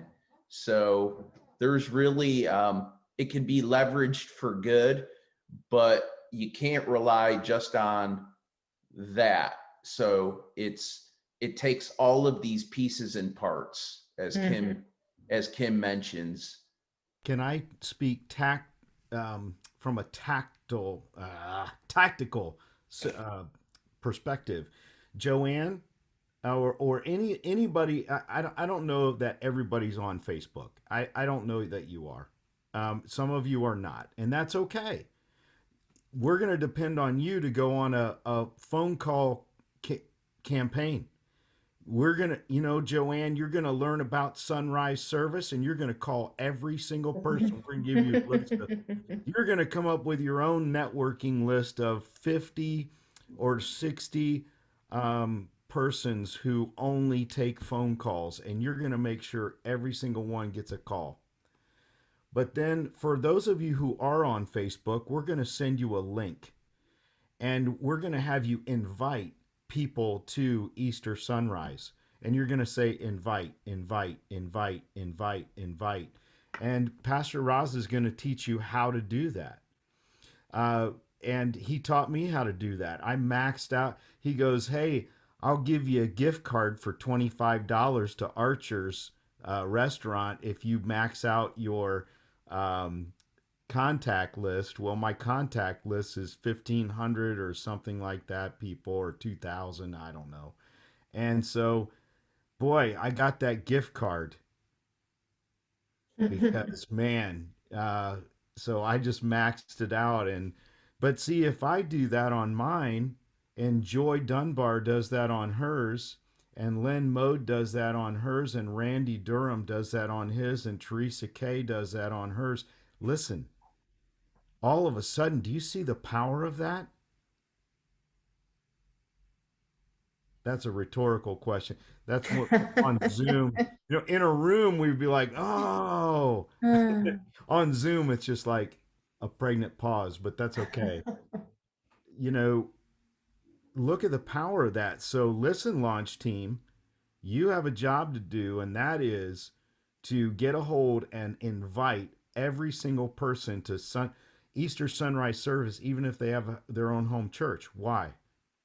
Because they'll at least know that Mosaic at St. Andrew is for real. And we're coming. We're going to, when we open up, we're going to open up wide, and we're going to be deep and rich and meaningful. We have a deep, rich, meaningful experience wherever you worship. And maybe somebody will come and guest with us sometime. That's okay. They're part of the critical mass. So, all right. All right. Thank you for the testimonials. So yes, in fact, if one of you wants to put a link to the church Facebook page in the chat, that way, if somebody on here hasn't liked or joined the church Facebook page, they can do that.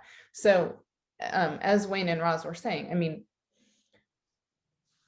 make sure that Roz just put it up there, make sure that you like the church Facebook page and link that when you're talking about things. So you're going to be inviting people to Easter Sunrise, but you can also be posting cool things about, wow, I'm so excited about this Easter Sunrise coming up and then you can tag Mosaic St. Andrews in your thing, and all of your connections are going to see that. And to Joanne's point about calling people, so different people interact in different ways. Some people want to talk on the phone. A lot of our younger people, they're not comfortable talking on the phone anymore. They will not answer a phone. They have no interest in talking on the phone, but they will text, they will Facebook message, they will whatever. So the beauty of it is you have people in your group that can do all of the various ways that people want to be connected. So taking advantage of that, but be sure to, every time you're doing something, even if you're going to a launch team meeting, so, come back from the launch team meeting and post on your Facebook or whatever social media. Just had an incredible time at the Mosaic San Andrew launch team meeting. I'm so excited for what's to come. The next opportunity for you to check it out is, and you can put, Easter sunrise or whatever the next thing is after that. So you don't have to just post about one activity and be done, but just kind of as normal posting whatever you're doing. And then also on Facebook, there's community and neighborhood groups. So if you're not a part of your neighborhood group on Facebook, just take a look. Like my neighborhood, Avalon Park, there's like 3 or 4 different groups. There's like the official group, there's the unofficial group where people can say anything, but people post about the exciting things that are happening. So make sure that you're a part of that neighborhood group on Facebook so that you can post about the sunrise service or something exciting that's coming up. Just as a, hey, neighborhood, this is what's happening. You might like to know this. And then that leads into Nextdoor. How many of you are on Nextdoor for your neighborhoods? So Nextdoor is also, as many of you know, a place to post questions, ideas, thoughts, whatever. Well, be active on your Nextdoor webpage. Again, share things that are coming up with Mosaic that people might be interested in, but also just reading the posts from your neighbors lets you know this is what our neighbors are interested in. These are the things that they're talking about. It's a good way for you to gauge needs that you may be able to engage in as a church. Nextdoor is a great continuous online research into what your neighbors and your community around your church are talking about, and it lets you connect with that as a church. TikTok, how many of you are on TikTok? No, Roz, you would be amazing on TikTok. Wayne, you would be amazing on TikTok. I will warn you, it is a. I'm too old. I think I'm even too old for TikTok. Okay, I am not posting yet, but I do enjoy the videos. Okay, so TikTok. If you don't know, TikTok, I mean, it kind of took off during the pandemic. There's amazing creative people on there, but there are some fun pastors on there too that have used it to. Again, make church look non-threatening and do some fun kind of intro type things. Again, with social media, you have to look at what are the people that you're hoping to connect with on. If you think TikTok is only 20-something-year-olds, let me just tell you. It's a lot of 50-year-olds. But anyway, TikTok is another one. You want to think about what are the social media avenues that people are on that you're hoping to connect with. Every area is different. Instagram is huge. I'm sure you have a church Instagram. Yes, Mosaic Instagram. But launch team members, you all can also connect on your social media via your Instagram, post pictures of whatever's coming up. I have churches that even are on Discord, which is gaming stuff. So you just want to think about where are the connections and encourage your launch team members to also use their social media connections. Any other ideas about social media stuff that you guys want to make sure we talk about? Yeah, Joanne. I just want to say one thing. I have learned something here that I'm so excited about, this Nextdoor business. Now, I have been listening to that and looking at those things for months.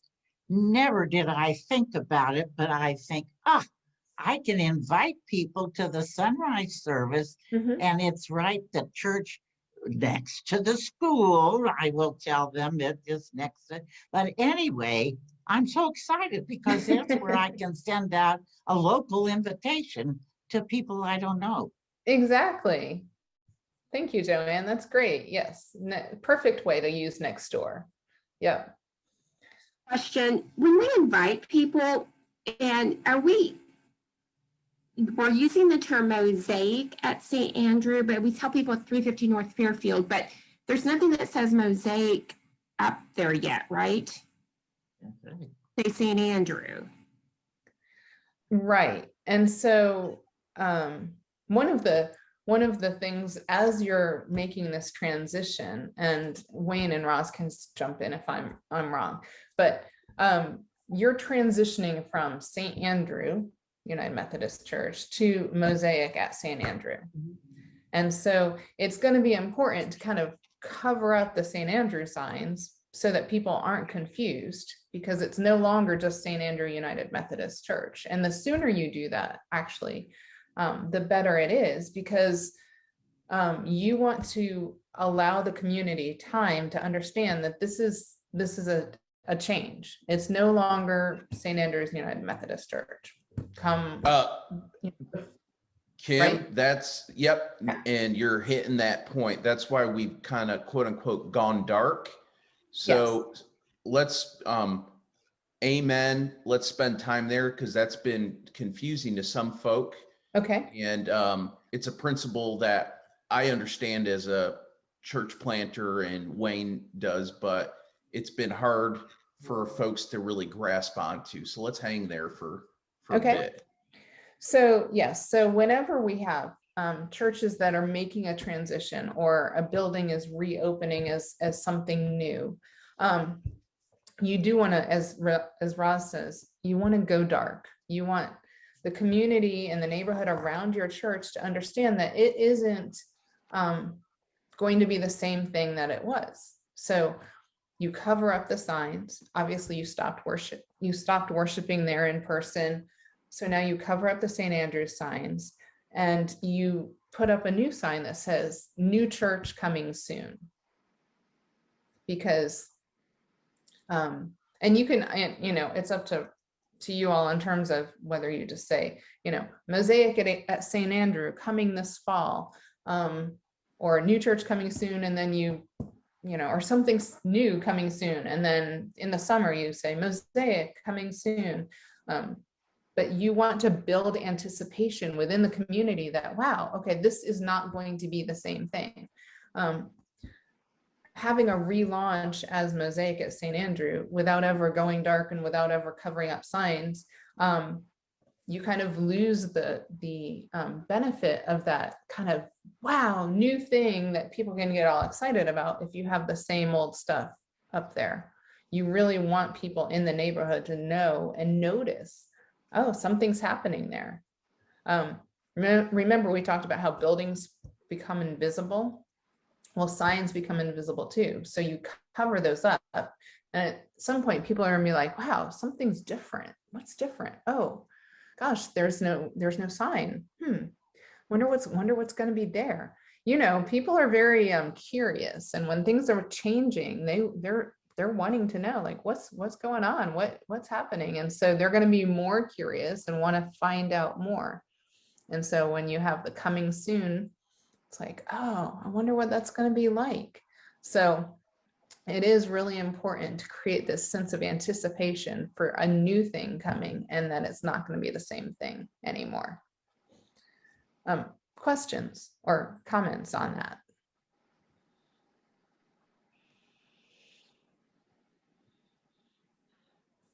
Anybody? Does that make sense? That's a message that we need to make sure that the folks who have been St. Andrew understand. I will share that my mom is in her early 80s, and she asked me the other day, so when do you think St. Andrew's going to open again? And I said, Mom, St. Andrew's not going to open again. Mosaic at St. Andrew's going to open in September. Oh, okay. So I'm not sure that and we've messaged a lot about, we're transitioning and things, but I think that's probably a message that we need to make sure gets conveyed, that we're building toward, right? It's because I think it can be taken as we're shutting down, sounds sort of a down message, and, where it's really we're building up to, right? So it's a positive message, there's energy, there's excitement and those sorts of things. So I think we need some internal messaging as well as the external. Yes, excellent point, Lynn. I mean, obviously you're giving this perception to the neighborhood that something's closed and that there's something new coming. But you're right, within the people that are still there from St. Andrew, making sure that everybody understands what the process is, what the language is, and what the purpose is. I guess, I don't go to St. Andrew. I've never been to St. Andrew. I'm old enough to have been to a number of churches. My parents were military, so a lot of different churches. I guess automatically my thinking was honoring the grieving process in the internal messaging, because I don't even go there and I'm going, oh, that's some serious transitioning going on, and catches my heart of something new and grieving a transition. We had a really wonderful celebration, Joy, recently. Thank you, Joy. Thank you. We had a Heritage Sunday celebration that really allowed us to do that celebration, but we're in the middle of the movie. And so folks need a way to understand what's happening and what's coming, and that there are some steps that are going to occur in that middle of the movie that kind of reinforce that message a little, that St. Andrew as it was is changing, but we're not quite there yet. And so, that is hard. There's a lot of emotion that goes with it. I would like to echo that. I've been paying attention, I think, and kind of know what's going on. And I attended the Heritage Celebration and everything, but it never. But the trouble is the Sunday services have continued, so it never really occurred to me that we had gone dark. And I would say that if that's how I react, and I've been paying attention, there's a lot of folk that haven't been paying attention that are totally clueless about what's going on. Well, and I think what you're saying is very important, both of you, Joy and Tim, to just cover up the sign that says St. Andrew and say a new church is coming. I think that's going to give a lot of hurt feeling, and we're going to lose a lot of people if we do something like that. To me, I would rather see, instead of covering up St. Andrew, saying above that, the mosaic at St. Andrew, so that you continue to have both the connection with the mosaic and the St. Andrew. Because when we talked about originally doing this adoption, so many of the questions were, are we going to lose everything at St. Andrew? Is it all going to be gone? Is everything gone? And we were assured, no, that's not going to happen. But sometimes I'm hearing this talking now that it is going to happen, and that's going to take a lot of adjusting, I think. I think another thing to note is that St. Andrew has been going through this process much longer than this. Our MCCI process was probably a year or more in the making prior to this. So we've done some of this training. We have taken some of the steps that you were talking about here in another year. I mean, in another group gathering and a different focus. So that is also confusing for people, and it's confusing for people that were not involved in the MCCI process, and it can still be confusing for those that have been as well. How much of what we studied before is going to be inclusive, and are we going to recreate the wheel there with some of the demographics and all that kind of thing. So there is some confusion there. I would grant you that. I do think that one of the biggest issues with this transitionary period is because of COVID. Because we were already online and we were not in the building. And then we went through the process of being adopted, but we're still online and we're still not in the building. So we're not, there is no perception of us having gone dark. Where if we had been in a traditional year, those services would have stopped, and all of us would have went over to Mosaic at the mall, or maybe even Christchurch for a little while, and it would have been like, oh yeah, something is happening. And so it's been kind of muddied, that COVID kind of muddied those waters of sort of being able to define actual transitional phases. The Heritage celebration would have been the last in person, you know, and that would have marked that point in time. I'm the church historian, and so it has been really difficult for me. I got a little behind for 2019, and I'm getting caught up, and I'm thinking in the back of my mind, how am I going to document just the experience of 2020 for St. Andrew?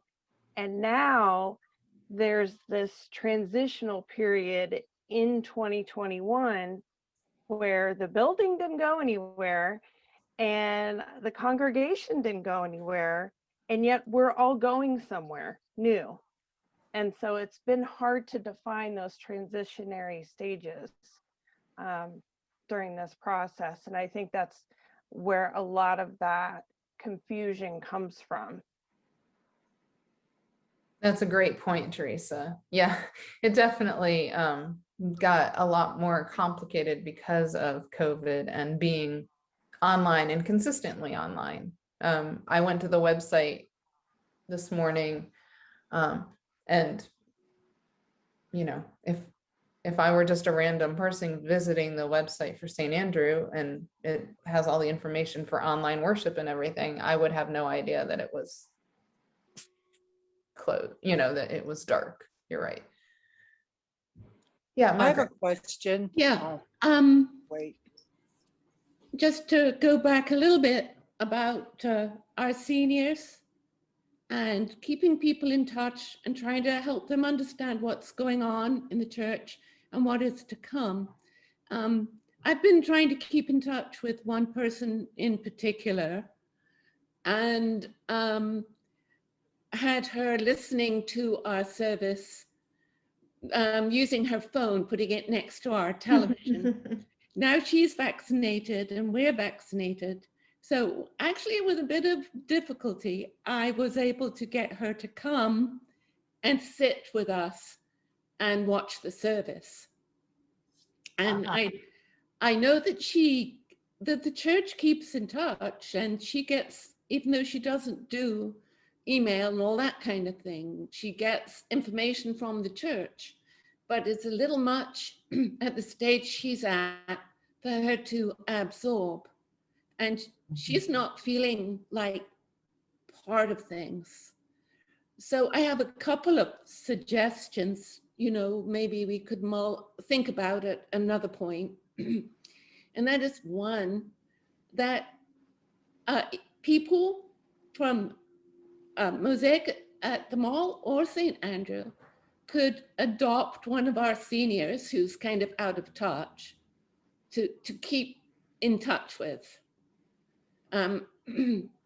You know, as vaccination progresses, we can even have home visits, but certainly phone calls. And then the other thing I'm thinking is we've been talking about having big splashy events to bring in people and young people. And, you know, the more we talk, and that's absolutely fantastic, but the more we talk about that, I think the more seniors might begin to feel that there's nothing for them. So we have to find ways to keep them included. I'd love to see connections being made between young people and older people. And again, COVID kind of gets in the way of that. But once we can have outdoor events, I'd like to see something where we say, this event is for seniors, and we'd like some of you young people with that energy that comes from Mosaic at the mall to come and talk to our seniors, to find out about them, to maybe do something for them, or for the seniors to read to the children, you know, that kind of thing. Could be all kinds of ideas.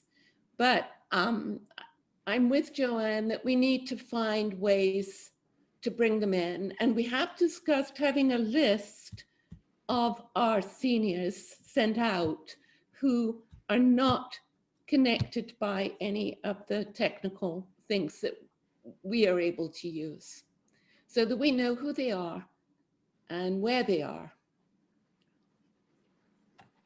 Good, good. Right on, Margaret. Wayne, do you want to respond to that? Yes. Several things. Number one, I can resonate with the grieving that is happening simultaneously to COVID, to, you know, everything that we're trying to do to continue the MCCI process that got us to this point, as well as then heading towards September to launch this new venture. So, first of all, we want to be sure that we care for every person who has called St. Andrew home for any amount of time. And so the team has been very conscious of that and made a decision to not go completely dark. Huh? We wanted to have online services because that is some people's only connection. If we cut off the worship weekly and said, oh, you know, go here, go there, you know, that seemed incredibly too much, almost cruel. So we made a conscious decision. Yes, there would be some confusion. I think we would rather deal with some confusion and then care for that with each individual than we would just to say, done, you know, look forward to the fall. And so for people's spiritual grounding, we want them to absolutely have deep, rich, meaningful worship. And have you had that online? Yes. Oh, yeah. Oh, yeah. And so Pastor Lalonte has been working with the team to infuse intentionally aspects of the DNA of Mosaic week by week by week. Have you seen that? Yes. Yeah.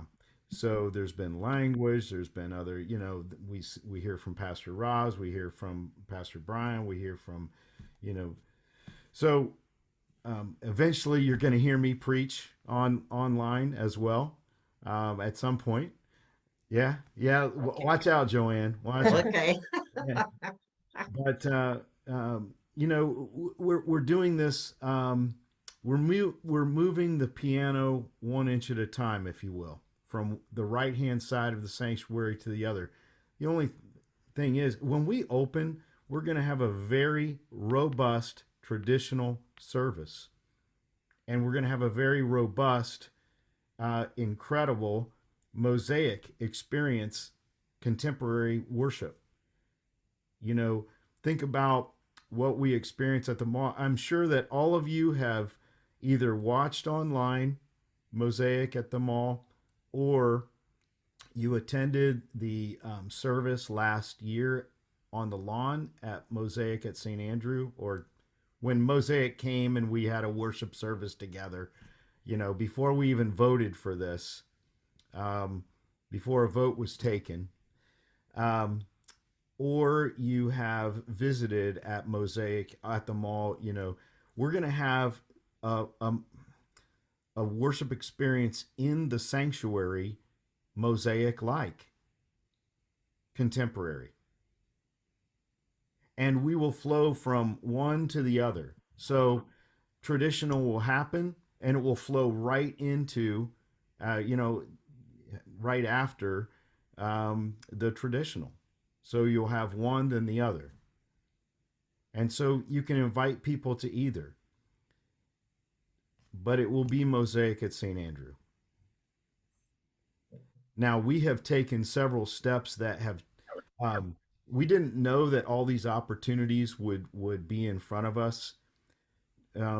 When we first started talking, the Elder Bierman space at the mall wasn't even on our vision. That came up, and we said, well, what if it doesn't come through with St. Andrew and then we don't have a spot or whatever? We can't wait. So it was an opportunity. Sure, Mosaic continues, to reach out to the community around. However, now with the adoption, it gives opportunity that we didn't have before as a congregation. And the brave people of St. Andrew have said, we want a church that is not just for us, but one that will continue for our children, our grandchildren, and for the decades to come. And if that wasn't the case, Pastor Wayne or myself wouldn't want to be a part of this, because we didn't sign up for that either.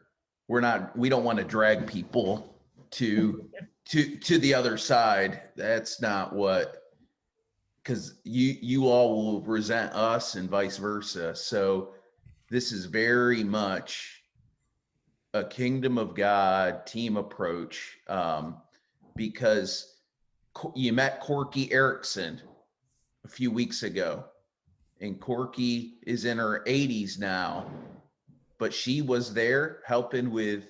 So all the events that we're going to be doing, it's all hands on deck.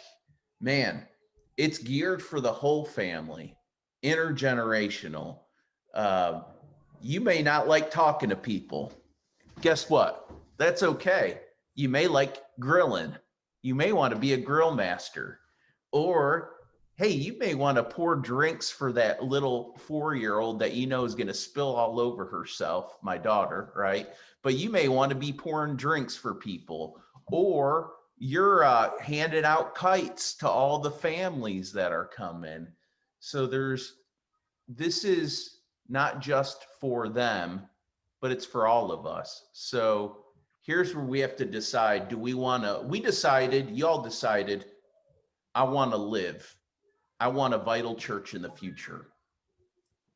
Now, I'll say this, you probably have some of the best pastors in the country and church planters. Kim knows this, and she, so all that to say is, trust us. We've done this before. This is my 5th time doing this. Trust us. I want to just add something to this. One of the things that St. Andrew wrestled with for a long time is who we are as a church and how we're going to grow and become a vital congregation in the years to come. And one of the things that sometimes we get impatient with is waiting for something new to happen. And it's easy to kind of get discouraged and give up. And let me ask this question. When you know that there's a new baby coming into your family, there's a 9-month waiting time. Now, do you say, okay, 9 months is too long, I'm going to give up on this baby to come? I don't think we do that. So our seniors, I know that they're grieving. I know that this has been hard for them.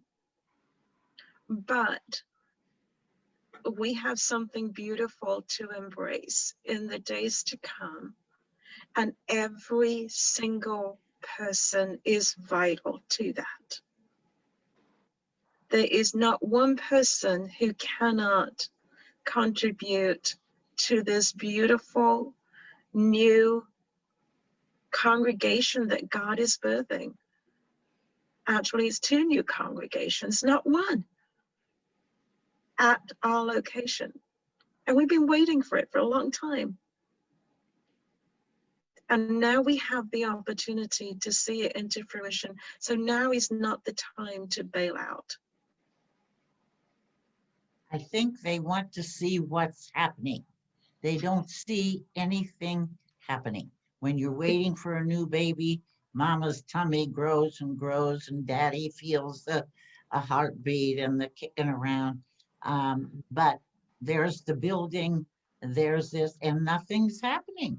And I get questions, well, what's going to happen? When are they going to start doing anything? And yet, Joanne, here we are on a Saturday morning on a launch team meeting. Right. Where is everybody? Because this is the happening, right? Bless your heart, you are here. There are any number of us that are here.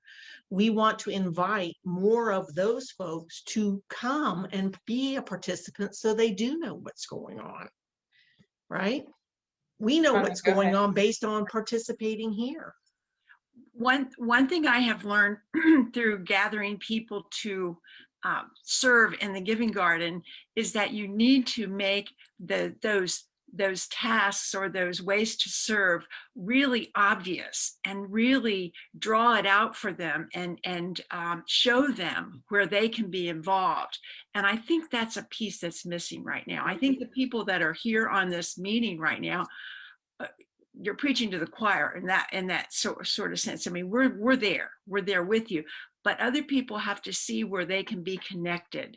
They're feeling disconnected. So I loved what Pastor Roz said in terms of describing, picture yourself handing out balloons to children or handing out the kites. If we can communicate some of these exciting things that they can be a part of, then they start to believe that they still belong. And I don't know how we go about that, but Well, Donna, that's actually a perfect lead in to the next section is building community in the launch team. So we're actually going to be talking about everything that you just said. So that was actually the perfect lead in. Let's see, Marge, were you about to say something? Just quickly, if we did just shut down, do the dark time, we would have been doing exactly what those people were talking about were afraid would happen, and we said wouldn't happen. So I think, we've made the right decision that way. And, like Donna said, they need to understand specific ways they can be a part of the kinds of things we're doing. And they just need some TLC. They need some attention. They need some connection. And so we need to find ways to do that. And praise God that that care and direct, that will come from the launch team, from you. You are the launch team. You understand this. This is why we're on boot camp. That care and love and so forth, you can listen to them as, good pastors do. And by the way, for every one church planter, Kim, how many pastor shepherd type people do you need? Yeah, you need the church planter out there gathering people, and then you need a whole bunch of people connecting people together and caring for people and helping them build relationships with one another and connecting. So I don't know like the number ratio, but I know I've heard 1 to 10. So yeah, at least, yeah. For one of us planters, we need at least 10 shepherds, and you are the shepherds. You are the pastor shepherds. I know I don't want to confuse it with pastor, like as in title, but you are the shepherds to help people connect. So your next line with them after saying, yeah, this is a hard time, COVID and shutting down and so forth, but here's the ways that we're connecting. We're online every week, and Easter sunrise. Have you heard about Easter sunrise? and we need you And to come and be a part. Margaret, go for it. Yeah, so I will connect with the one senior that I've been sort of working with. I'm a senior too, you know, but she's somewhat more senior. And I will tell her about this meeting, and I will tell her that we discussed the plight of our seniors, and especially those who are not connected by technology, so that she knows, we know, and that we're thinking about that. Even though I know she'll be notified by the church in writing, I'll tell her about the sunrise service. And she can drive, but I'll offer to pick her up and take her to the sunrise service. And to other events. Yeah. So Amen. I think, you know, if we know who our seniors are, and if each of us St. Andrew people at least can make a phone call to one of them, and you know, just tell them, hang in there, we're thinking about you. And I'm so excited about this union with Mosaic. And I would say, I think we have so much to point out to them that's coming down the pike that's going to be tremendous.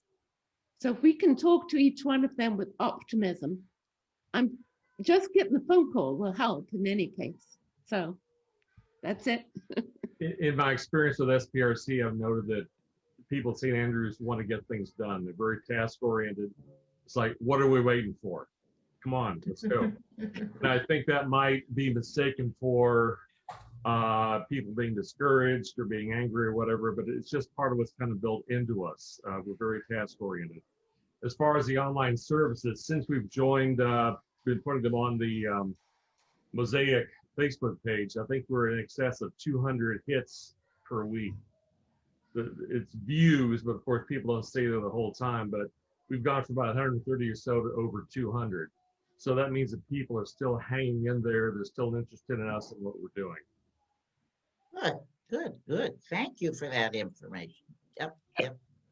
Has anybody thought about a banner for the sunrise service as far as out there showing Mosaic at St. Andrew to let everybody know that we are changing our name? It's in the works, Rod. Okay. And in addition, you will see signs that cover up the current signs. Let me just let that rest for a moment. You will see signs that cover up all the current signs. They will say something to the effect of new church coming fall 2021. And when your friends go, oh my gosh, I cannot believe this, you will be ready to say, isn't it exciting that people in the community know that something new is coming to our location? Our church will be noticed that hasn't been noticed. We're the church next to Fairbrook Elementary, that elementary school down there. Now people are going to be buzzing about it in the community. They'll be talking, what's new? What's going on? What's coming? And then they'll see another sign that comes in mid-summer that says Mosaic at St. Andrew. And people will say, so we have to look at breadcrumbs, y'all. This is marketing 101. This is business. If Elder Bierman would have changed the way that they did business, they would still have a store and we wouldn't be worshiping in Elder Bierman. But they failed to change. Same thing with Sears, Blockbuster Video. The church has got to think differently when it comes to, so all what we're telling you, it's hard to grasp with our hearts because we're grieving. Man, I'm there with you. Like I see it in you. That's why we're always saying, you guys are brave.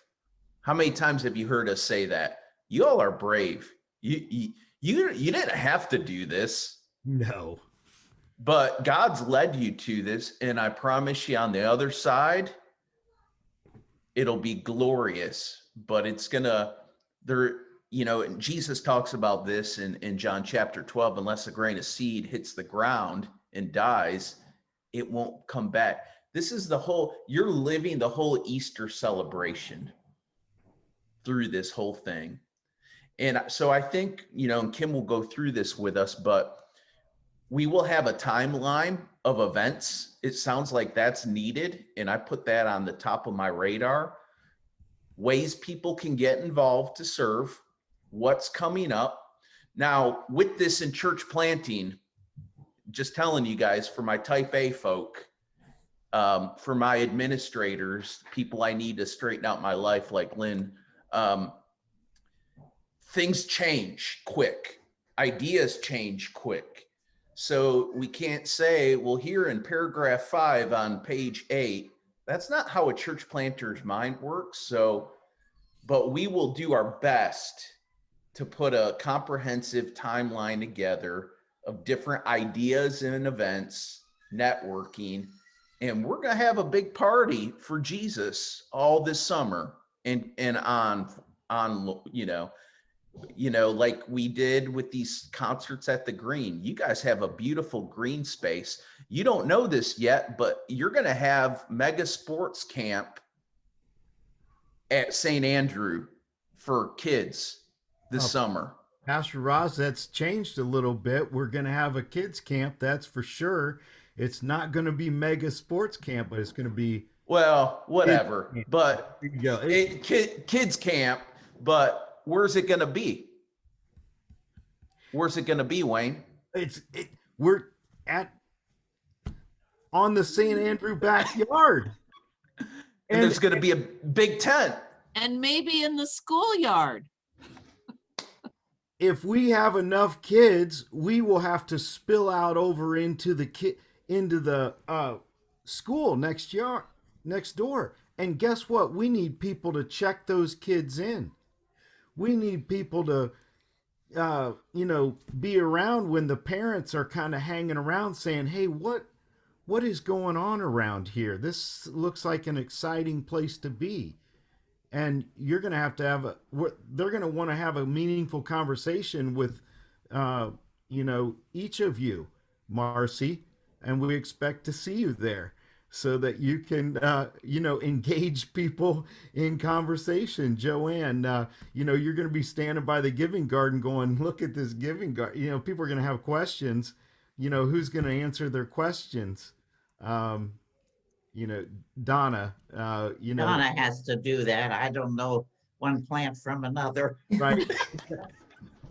But you can be there weighing out the vegetables saying, yeah, we gave out 500 pounds of fresh vegetables. So in any case, you see that there will be a place for everyone, and we're better together, and we will model that for the community.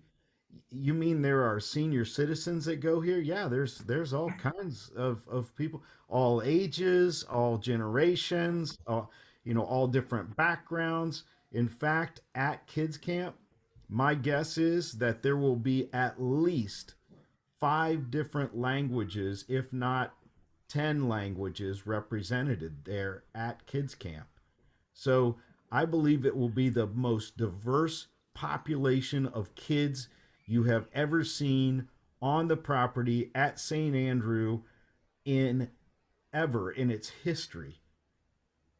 Even since, I'm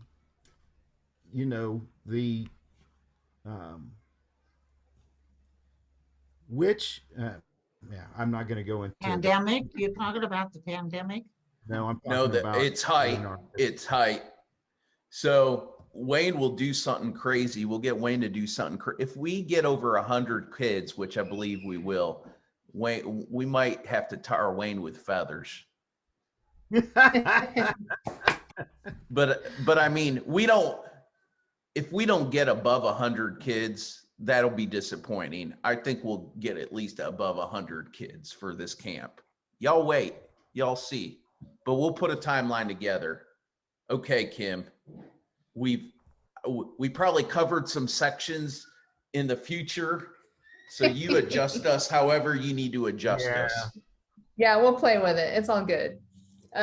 No, this is great conversation, and this is the kind of things that you all need to be able to continue to have conversations about. So I'm glad that, you know, we're kind of weaving it all in. And like I said, Donna's conversation was kind of leading us to our next section about building community in your launch team. So if you turn the page to session 6, so to your point, people want to know what's going on now. You know, are we just not doing anything until the fall? Well, of course not. That's not what's happening. And so you're building community within your launch team. And remember, you know, as Roz and Wayne said, it's amazing. Like, St. Andrew people, you voted to do this. You weren't dragged into this. You said, wow, we have the opportunity to look to the future and, you know, rather than face the fate of, you know, probably 80% of the churches in our country that are declining and dying, you said, no, we want to go forward in new and exciting ways to reach new people.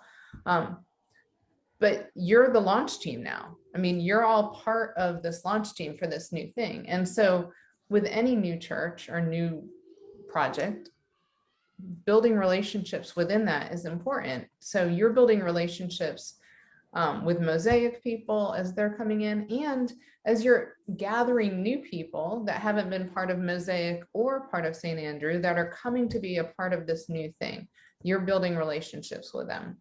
So you'll see relationships are the #1 reason people connect with your church and decide to stay.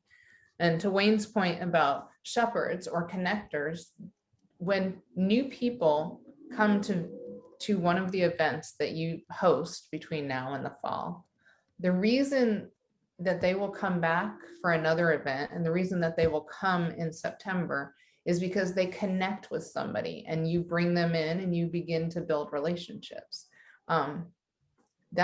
People will stay in churches for a long time through a lot of things because they have friends there. And so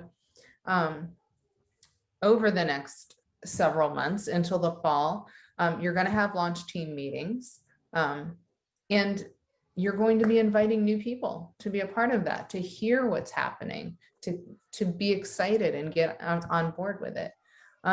Some other ways that you can invite people in, working on mission opportunities together. For example, the garden, you know, that's a great thing to invite people to be a part of. I mean, that's a very non-threatening thing to invite friends to be at, even if they have not shown interest in, quote, being a part of a church, saying, hey, we have this community garden. Do you want to come and work in the garden with me? That is such a safe, fun, easy invite to somebody in your network. And then when you're there, of course, they're getting to know other church people and they're like, wow, look at how nice and friendly all of these Mosaic at St. Andrew people are. That is so cool. And so mission opportunities like the garden are a great way to bond together.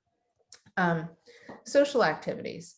So you all are going to be doing some kind of splash events and things like that to connect with people outside your church launch team. But you're also going to do some things just for you. So you're going to have outside things like, this is all about reaching people who we don't know yet. So those are splash events, and we're going to talk about those in a little bit. But as the launch team community building, there will be things that you guys are doing, like your Sunday morning service online, and you will want to plan some things that are like, this is for us. This is for us to continue to bond as a launch team and to bond with the people that have come in. So as you're inviting people into, for example, the sunrise service and the garden, if somebody comes to the garden and they come a few times and they're like, yeah, tell me more about this new church, this mosaic at St. Andrews. They may have become a part of that launch team. And so you're going to do some activities that will help build relationships among that. And those can be picnics, backyard barbecues, things like that. And I think, continuing to, while you're honoring the grieving process of certainly of the St. Andrew people, at the same time, I think partnering that with celebrating how brave you were and how this amazing, exciting step, so out of the grief is coming this incredible joy of what you were willing to do. And I think as you are having some of these for us activities, that's where you want to continue to celebrate that and look forward to giving birth. I mean, I love the pregnancy birth metaphor because, it's fun and exciting to be pregnant, but the bigger you get when you're carrying a baby, the more uncomfortable you are. You know you can't wait to see the baby, but you don't know what the baby exactly is going to look like until it gets here. You also know that there's some pain involved in bringing that baby into the world. So, it's a great metaphor because it's fun, it's exciting, but it's also uncomfortable. And there's also, some pain and then some joy. So I love that. So have some social activities for you all to continue to bond. And like you were saying, with some of the older folks who maybe haven't connected with it as much, having some smaller social gatherings with them to be able to share that grief and that joy together. I see in the chat, there's going to be a women's picnic in May. That's a great opportunity to kind of celebrate together what is coming. For Bible studies, obviously small groups, Bible studies, things like that, as you're moving through the process. You probably don't need to do visits to local churches. That is for churches that are just starting, that, are trying to figure out what they're going to look like in terms of worship. You guys already have that. And number 6, I would add prayer walks and prayer drives. And I know you guys have talked a little bit about that, but there is a lot of value as a launch team in getting together in small groups and doing prayer walks through the neighborhood where you're just kind of, you're not going up and knocking on doors and necessarily and saying, hey, can we pray for you? But you're walking through the neighborhood or driving through for those who can't walk, and just praying for God to open up the hearts of the people in the neighborhood and the community around your church and to prepare them for what's coming, praying for just for them and that God would bless them in their lives, and doing it on a regular basis. Again, going back to that foundation of prayer, that God is preparing the soil for you all to be in community with these people in a new and exciting way. It's very instructive also to do this on Sunday morning. Driving or walking through your neighborhoods and your community on Sunday morning and seeing what your average person is doing is very helpful, because we have in our kind of collective mind that, well, Sunday morning, everybody's either in a church building somewhere or online watching church. When in reality, pre-COVID, there were only 19 to 21% of people in Ohio in church on any given Sunday, which means you have 80% of the population that are out doing other things on Sunday morning. And it used to be like, those terrible people, how could they be out there doing X, Y, and Z on Sunday morning and not in church?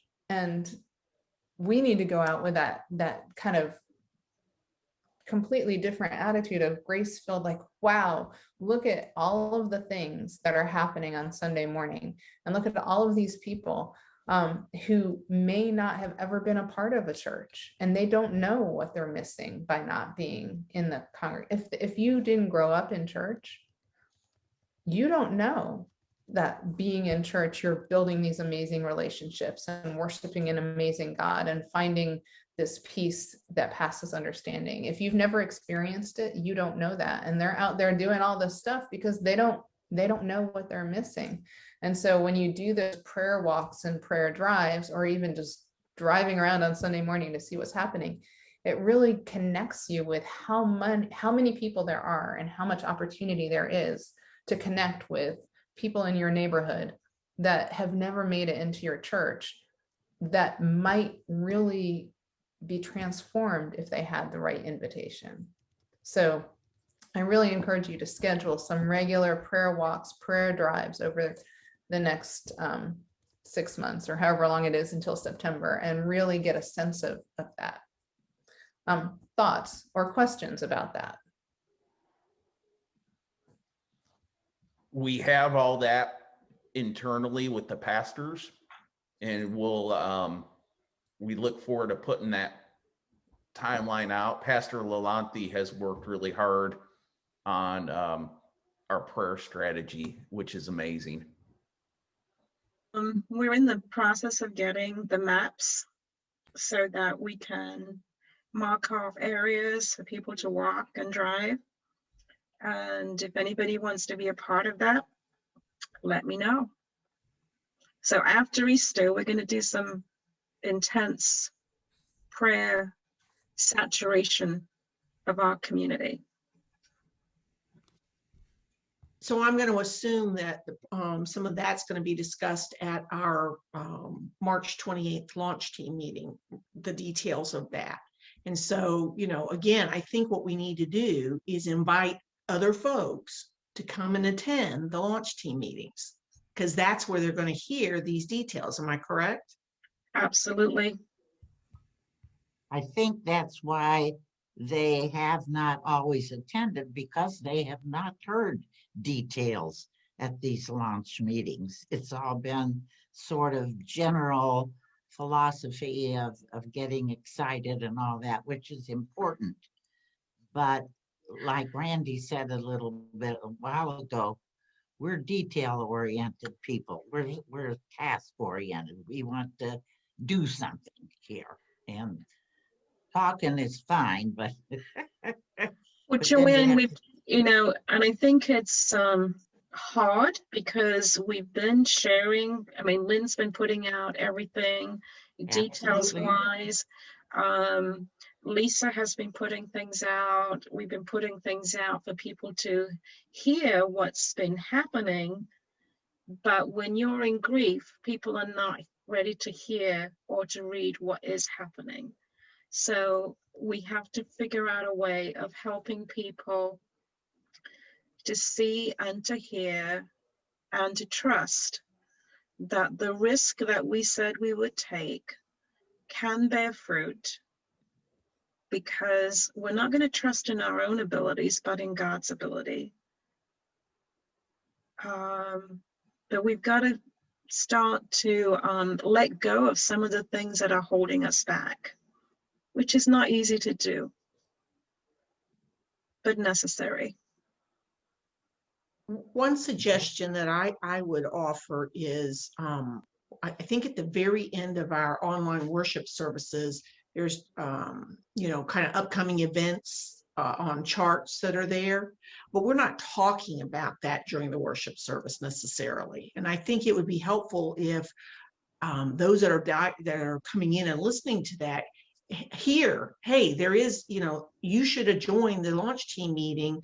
Things are going to be happening. There are activities, because I think what happens with the at the end of the service, right? People know it's the end of the service, and those charts go by, and unless you were really looking for it, maybe it's not clicking. So I think it would be helpful if we could talk a little bit about what's coming, and then people say, oh, how do I find out more? And then, you know, we can refer to emails and those kinds of things. Well, and I think all of that is very true. I do think in listening to this, it's kind of like when we were meeting in person and churches would put sign-up sheets in the back of the church in the narthex and hope that people would sign up to volunteer or to do things. And the reality is, if you ever really needed people, you just needed to call them and ask them. And I do think when it comes to some of these activities, launch team meetings, prayer walks, prayer drives, if there are people that you really want to be sure that they are part of it, I don't think that you can count on them reading an email and showing up or signing up. I think you are going to have to designate people to make phone calls and personally invite them to be on this prayer drive at this date, at this time, or at this launch meeting. It's really going to come down to specific personal invitations. And that's not just this church, that is every church everywhere that has tried to get people to sign up on sign-up charts and begged people every morning from the front of the church. So we just need a personal invitation. Yeah, I would like to say I'm a total joiner for people like Wayne that know that, I like to jump in and I will join, but specifically ESL, I went and visited an open house that they had. I never would have thought of joining that. Wayne pulled me aside and said, I think this would be some, whatever, kind of a personal invitation to check it out. And I never thought I don't speak anything other than French. And of course, that's not needed in we don't have French people in our ESL groups, but that's been one of the biggest blessings, was to get involved with ESL. And it was because of that personal pull it is what it takes a lot, even for people that are joiners. It takes a personal invitation a lot of times. It's good. Yeah, thank you, Tammy. All right. Well, good conversation. It is almost 11:30, so we are going to take a break, let people have a bio break. If you want to grab a snack or lunch or whatever to bring back, I'm totally cool with you eating while we talk. Why don't we take 15 minutes? So we'll come back about 11:43. And we'll start back then. We are going to finish earlier again than we originally planned, but still feel free to grab something to eat so that you're not hungry before, what did we say, 1:30, right? So, all right. I will see you in 15 minutes.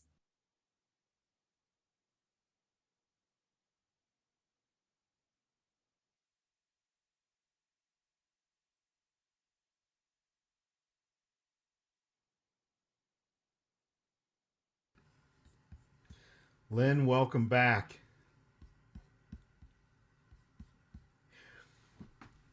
Welcome to the Lamaze class. This is the birthing coach class. It takes, change like this, it takes a lot of care, takes a lot of communication. And I think, flexibility, right? That, things change. I think, one of the things that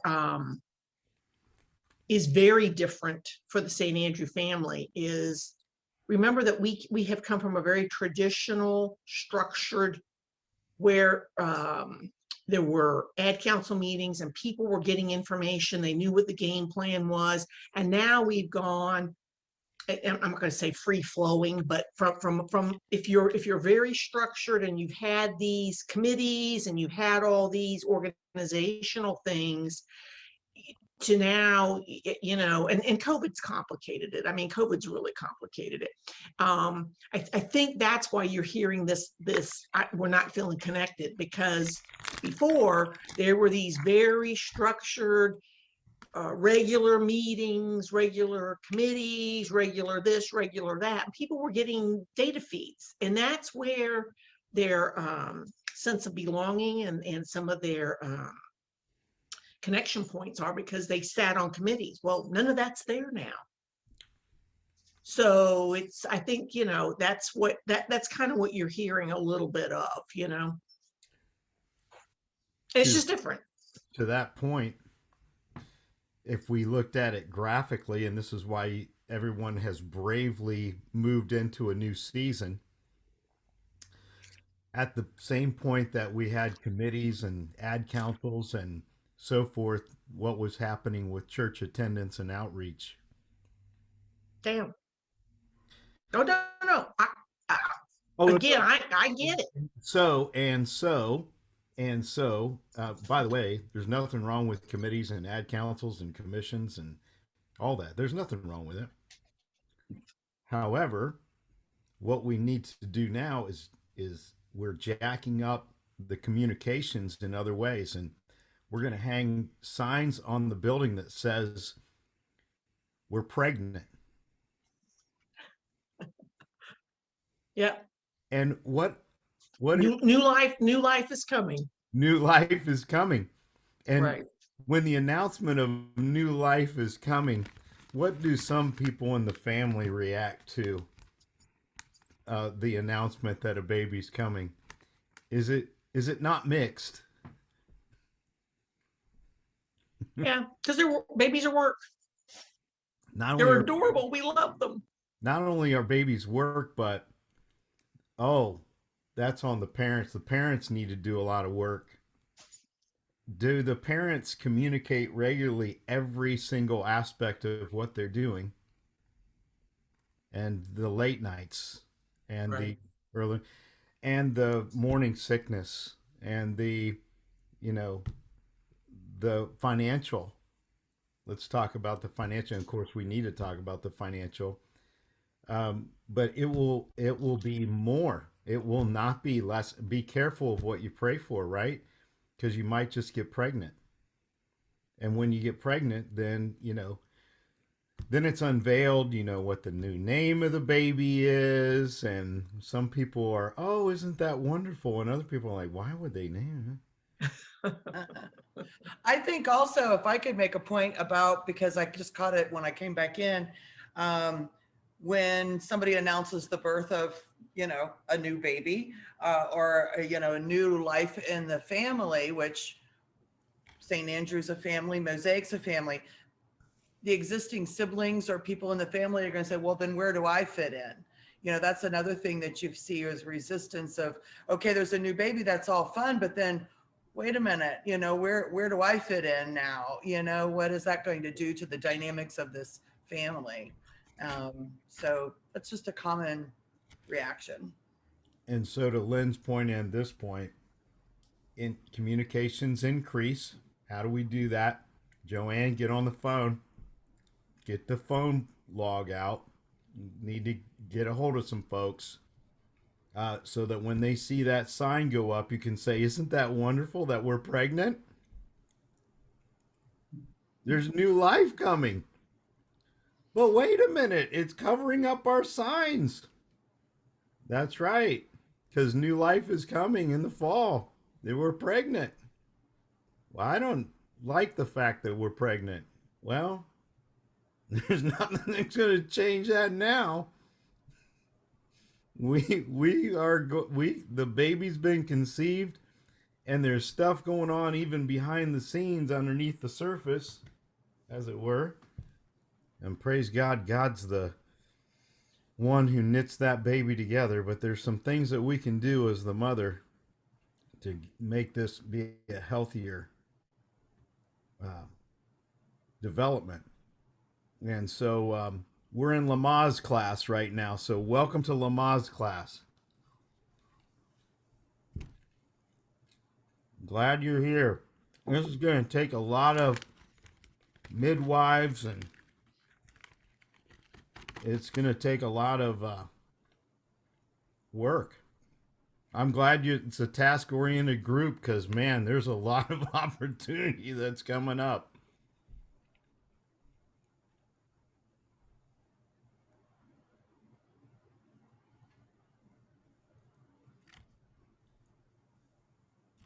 See you all later, folks. Deb. And Wayne and Ross, I sent you an email. Okay, Deb, listen. We just started talking Lamaze and birth and delivery and pregnancy, and now you're leaving. What? Yeah, birth comes up every situation I'm in. Yep. I really I see that in so many ways. I was just thinking about the fact that nobody mentioned morning sickness. Mm. Yeah, nobody wants to mention the tough times, right? Right. So, Yep. and there's a Yep. lot of pain with expansion, I hear. Yeah. And the energy depletion. I mean, your body's building blood volume at an incredible rate, and that just takes everything out of you. So, yep. Yep.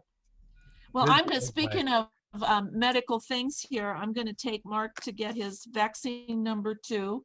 And so I just wanted to let y'all know that I was on my way. So I will reconnect with everything on the recording or with one of you, or we're probably going to talk about it Monday, I would imagine. So see you all. All right, bye.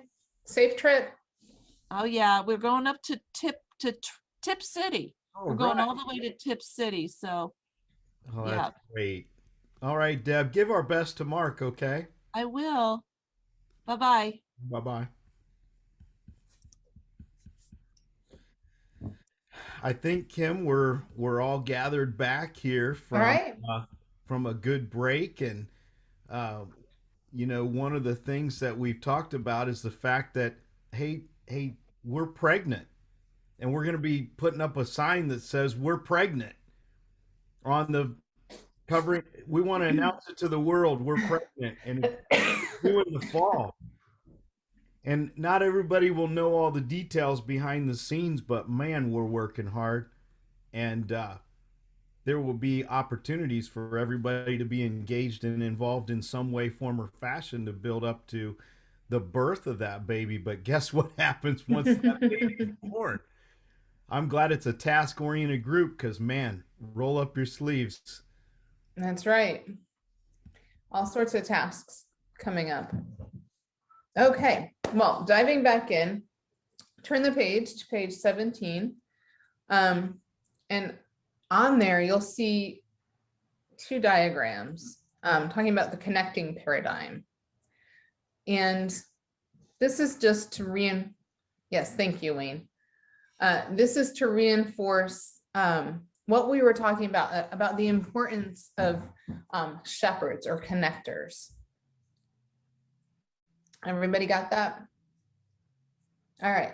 So in the first diagram, you see, imagine the circle is a pastor, and all of the lines are people connecting to the pastor, right? So suppose you keep adding people to your church or your launch team or your church, okay? I'm gonna draw more lines here.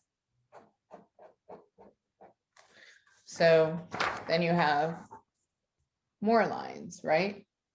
But they're all connected to the pastor. And then you get more people, all coming and connecting to the church, But what if they all just keep connecting to the pastor? You can only draw so many lines on there before it becomes a big, ugly mess. And a lot of churches, in fact, a good 85% of the churches in the United States max out at 150 people, because a person can only sustain so many relationships at a time.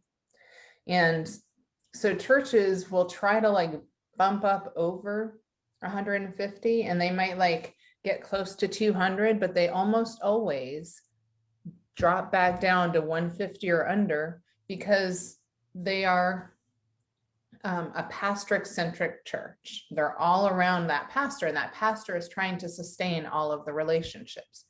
In fact, there's a great book called The Myth of the 200 Barrier, which talks about this. And so when you look at the other diagram, you have the pastor, and the pastor connects with some people. Pastor connects with some people, and they connect with other people, and it continues to grow. And then you can add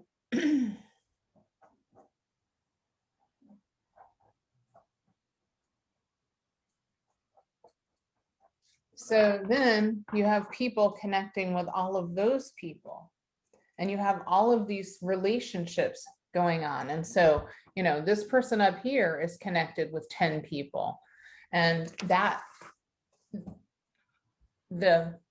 it's important to know when you're thinking about what is our church going to be like, whether you're going to be a single cell church that's never going to get past 150 because you're all around that one person, or are you going to be a bigger church that is multi-cell, where not everybody is going to know everybody. And this is an important point. It is not a bad thing if you have a congregation where everybody doesn't know everybody. It means you are a growing church that has the capacity to grow bigger with many different circles of connections. And so as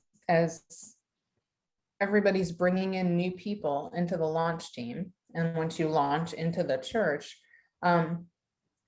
your role as connectors, as relationship builders with new people is huge. So for example, if say, let's see, pick a name, say Donna brings somebody in. Donna, your role is to connect them with other people within the congregation. So they're building relationships, not just with the pastor. Of course, you'll introduce them to the pastor or pastors, but your role is to get them connected with some other people in the congregation so that they have those connections that are not focused on the pastor, his or herself. So let me stop there. Questions about this connecting paradigm or comments?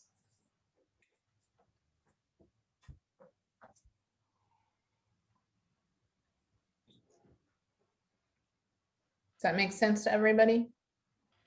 I know it sounds pretty basic, but it is the difference between staying a small church or growing exponentially. I think also, Kim, it's important here to maybe connect stories. Going back to what you shared at the very beginning about knowing our stories so that we can connect with that person. And if we've heard somebody else's story, then we know who we can connect that person to, because there might be a connection with that person's story to somebody else's. Yes, absolutely. Thank you for sharing that.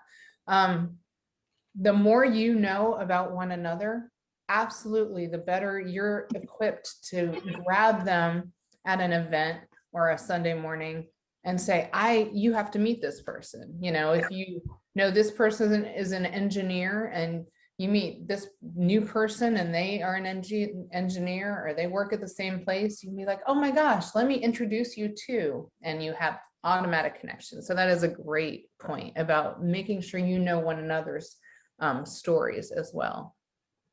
Kim, I also appreciate that statement, though. I think that's a real freeing statement to say to us, it's okay if not everybody knows each other, because we have been in a church that's been small for years, and we sort of all do know each other's names.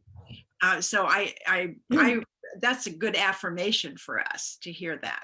Well, good. Yeah. And I mean, Donna, thank you for saying that, because there are churches that have their response as soon as they have multiple services or multiple events or grow big is, we don't like this because we don't all know each other. There are people that are coming to that other service that I've never met and I don't know their name, and I don't like that. And in fact, adjusting your expectation that it's like, wow, there are so many people involved in the church right now that I can't possibly know everybody. How exciting is that? So it's just adjusting the expectation of what's good. Exactly. And I love it too because some people will connect in the garden ministry, for instance, who may not even ever know someone from a different area, but at least they're connected, and their name is known. You know, everybody wants to go to a place where everybody knows your name, or at least a small group of people know your name and your story. Mm-hmm. Right. Donna, you remind me of when we had a lot of people at the first service, and then we had people at the second or third service. Well, I don't know them though. I've never seen them. And it was kind of unsettling for me. But this is good to have this be reaffirmed, that that's good that you don't know them all. Yes, it is good. I know it feels weird, but it's a positive thing. Kim, do you see that hand out there? No, let's see. Oh, Alicia. Yes. Hi, can everyone hear me? Yes. Oh, okay. I love the comment about stories. I think that's so very important for connection. And so I was just wondering if you all or someone could expand on just ways that churches strategically continue to connect people through stories. What are some ways and things that we can kind of strategically make sure that we're connecting through each other's stories?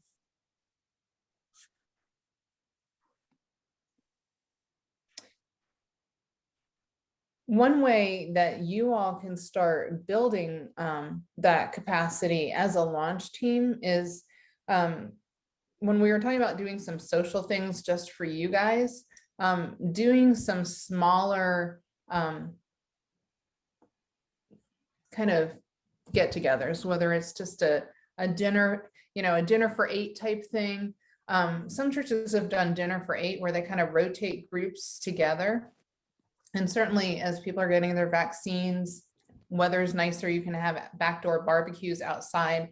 But if you start getting together with 6 to 8 people from the launch team to just begin to build some of those relationships with people that you don't know, you can learn one another's stories. So then when you are inviting people in or new people start coming, you'll have that reference point for who to potentially connect other people to. And then the next step is, okay, when you have some new people that come to the launch team, all right, now we're going to have another dinner and we're going to have 4 people that have been here a while, and we're going to have some of these new people and mix everybody together. And as that continues to build the relational capacity. I also think that I'm one of those rare oddities that walked into St. Andrew off the street by myself. And I think that by, the connecting with stories and also making, being excited that your church is growing in such a way that you may not know everybody, but the story is the thing that makes you seen in the church. Even if it's with just a handful of people out of 1,000, you feel seen, someone is going to say hello to you every Sunday morning. Yeah, you're here. Because I, have been in that situation where there was no one reaching out for many months and no one knew I was there. And so I like that idea about it isn't just about the introductions of the people, it's about those interpersonal relationships that keep, so that when you don't know everyone, you do know that there's someone there that wants to see you on Sunday and cares about what's happening in your life. Mm-hmm. Definitely. I was going to say for me, Wednesday nights were my entry point into Mosaic. And just this conversation has reminded me of that is one of the many ways that I feel like Mosaic was special to me, because there was someone where else I was going Sunday mornings, and very nice people. But just when you're having a hard day, I didn't feel like anyone knew me.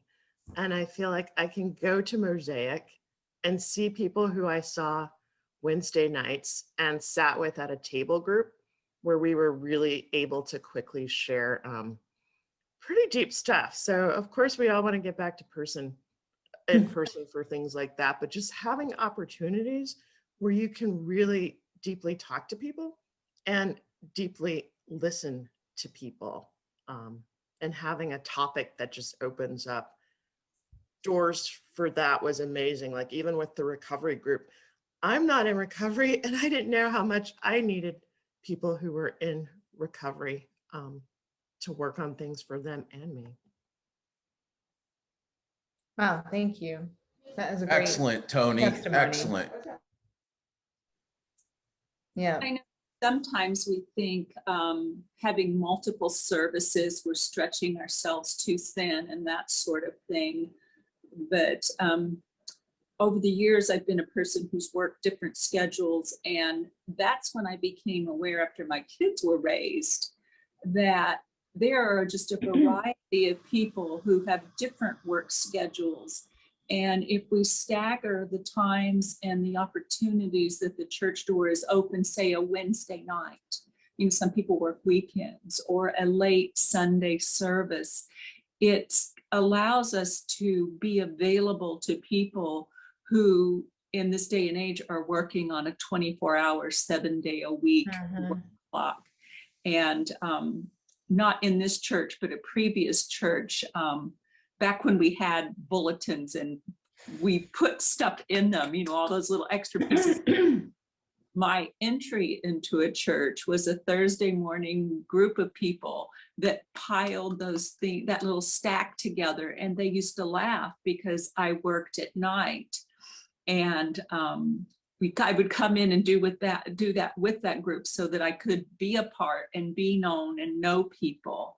And my stack, like if the red piece of paper was missing, they would laugh because Joy's stack would then be, until I woke up, would be missing that item, you know, and they still loved me anyway. They laughed, they loved me, and we ate pizza together, even though my stack wasn't perfect. But it was that whole knowing and being known was just priceless at that point. Mm-hmm. Yeah, thank you for sharing that, Joy. I think, you know, in this day and age, it is different. I mean, people are working 24/7 and they are going to encounter the church in different ways. You know, as somebody said, coming to the garden might be the way that they connect. And it's not like, oh, well, they're kind of second class because they're doing that, but they're not coming on Sunday. I mean, at this point, as long as they're connecting, and people are going to connect at different points, at different times in their lives, depending on schedule, depending on where they are in their whole journey. I mean, all of those things, we just want them connecting and building relationships with people of God. And, you know, journeys are a very personal and different thing for everybody. So excellent. Well, we are going to turn to session 7. And we're going to talk about how are you going to get some of these new people that we're talking about connecting with.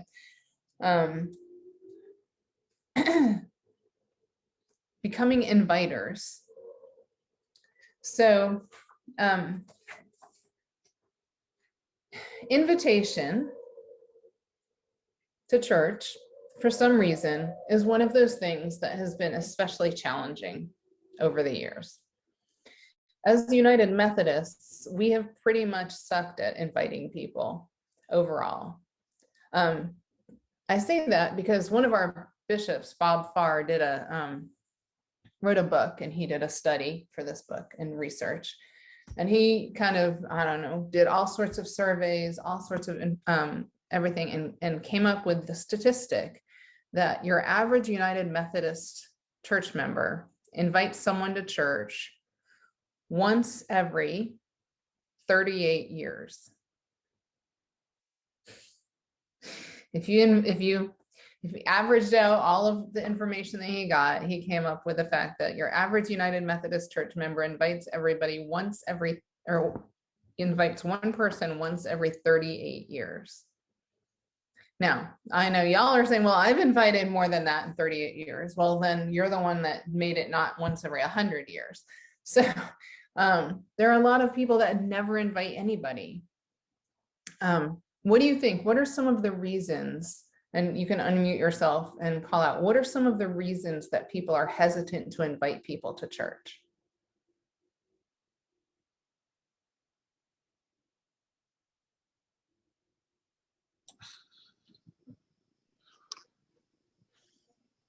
Anyone? Sometimes it makes you look silly. Invite you, well, why would I? You know, I'm not interested in church, so why are you talking to me like that?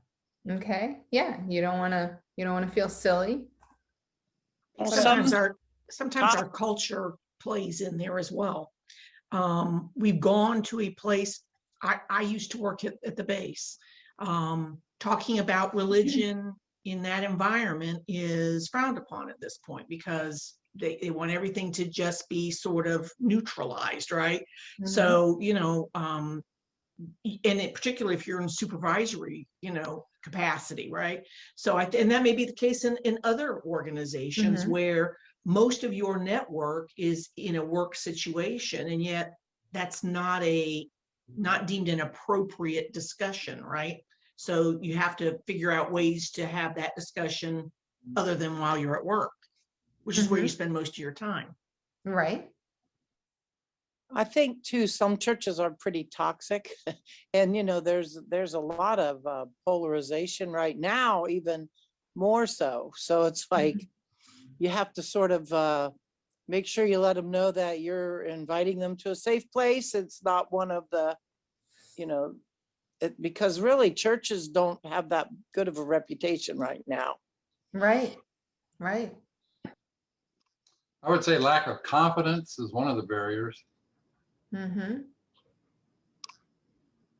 Margaret.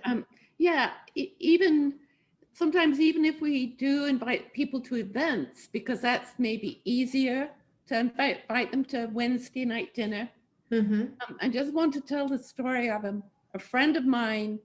She lives in Cincinnati, and she's an absolutely wonderful not Christian, but person. But she's an atheist. She's very involved in her community and wants to do all kinds of good things for her community. She's a community leader. But she hadn't been to church she doesn't go to church. But the church on the corner of her street was having like meals. They were bringing for the people who were poor mainly. But they advertised that anybody was welcome to this meal. She lives alone, and she thought it would be a good thing, you know, for her to be able to connect in this way. So she went to the meal and she sat at the table, and the people who served the meal pretty much stayed in the kitchen, and nobody from that church came and talked to her. And it affirmed all her ideas about what church and Christianity is. And she's never been back there. So even when we have events, you know, we have to be sure. Yeah. That we're not standing apart from people.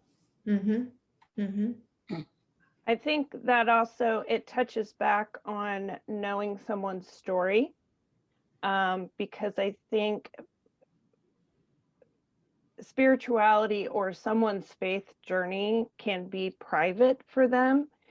And also, if they have had a previous experience that was not positive with the church, but you don't know that going in, they can kind of shut down when you ask them, unless you know their story, unless you have that opportunity to say, no, this is, you know, have that conversation about that it is a different space. And like Lynn said, that can be hard to do if you're at work or somewhere where you need to be neutral. So I think that can prevent, you know, a lot of people from having that conversation, because and it's something that I think about, because just because someone has had a negative experience with the church or they were harmed does not mean that they gave up on Jesus. But it may mean that they don't necessarily want to engage in their faith in a building, right? It's a little bit different association. And so I think knowing the story, so sometimes that invitation can be a long time coming until you know where someone is. Yes. Yeah, Teresa, that's a great illustration, because you're right. That's why we talk about relationship building and building trust before you extend that invitation, so that you know the story and you know what their particular needs, fears, and desires are. Kim, oh, go ahead, Pastor. The other part is for us to remember that our gatherings is not just to be with our friends, but to get to know others and to introduce them to Jesus too, by getting to know them. So sometimes us church folks are very good at staying with our own friends when we come to meals and things like that. So it's reaching out. Amen. And one of the Wayneisms, and you'll hear Wayne say this on a Sunday morning or any kind of gathering, is have a meaningful conversation with someone you know the least. That's a Wayneism that we've all subscribed to. I want to show just a brief video, if that's okay, Kim. Sure. It's kind of illustrates this. My friend George Acevedo pastors Grace Church in Florida, which I'm sure Kim's familiar with, and they've started these dinner churches. They don't meet on site at the church, but my doctoral group had the opportunity to go. Guess what? We weren't in the kitchen, even though we helped prepare the food. When service, quote unquote, started, guess where we were? Sitting at the tables with the folk and building relationships. This is just one expression of what it means to be a church. So think about it in this term, and we've used the 40 fruit tree before as a metaphor, but a lot of what we do is going to have different branches and different outreaches. So from the school to the garden, and possibly even something like this. So let me just go ahead and pull this up, and just to kind of illustrate for you what this is. It's called Eat, Pray, Love. So let me share my screen. Tell me if this works, hopefully.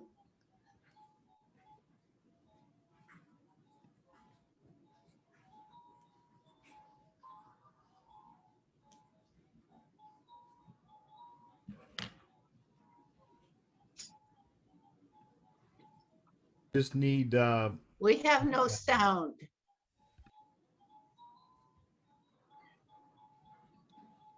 What's that, Wayne? We need sound. Okay, hold on. My earbuds are probably the problem.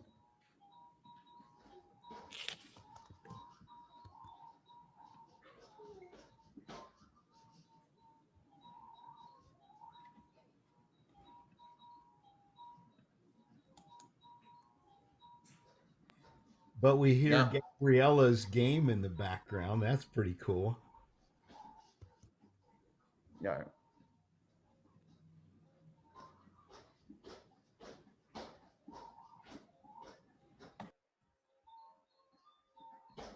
Hi, Grace Church. My name is Heather Evans, and I'm the pastor of Reach and Fresh Expressions here at the Cape Coral campus. Today, we're at one of our newest Fresh Expressions of church called Eat, Pray, Love Pondella.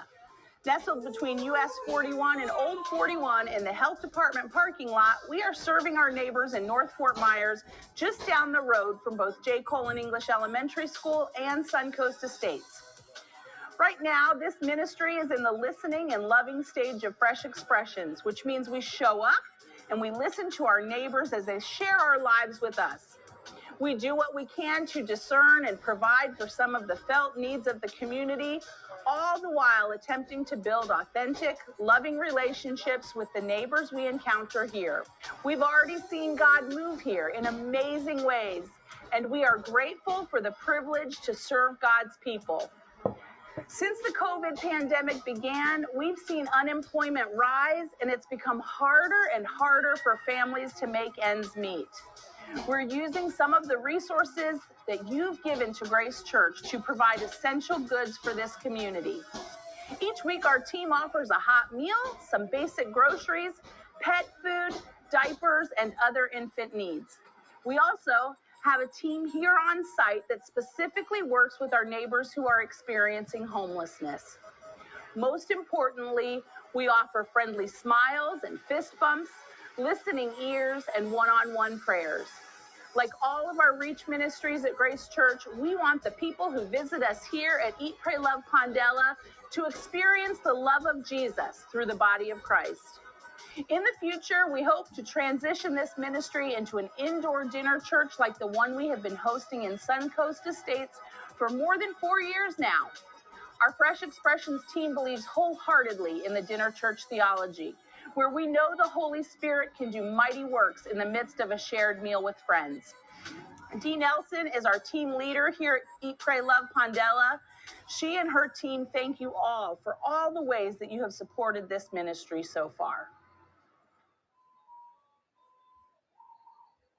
So this group has many different dinner churches, as you've heard, and that's their worship coming together, is sitting for a meal. They may not ever go into a main church worship sanctuary, but this is church for them. You probably heard the buzzword relationships, right? Over and over again. And so that's what it comes down to. It's relation. It has to be relational. So even when we're doing missions, it's more than just writing a check for the Wesley Center or whatever it may be, but it's how do we engage in mission together? So it's great. We did the school debt thing, but that's going along with the work you guys have already done with Deb and Pastor Lalonte. And so just want to commend you guys that going forward, it's about these relationships.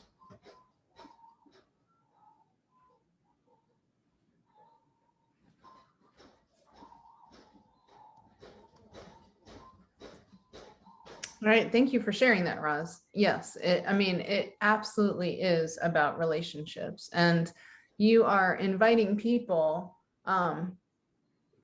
typically with whom you already have relationships. We really, now we're asking the pastors to go out and meet new people that they've never talked to before throughout the community, build relationships, and begin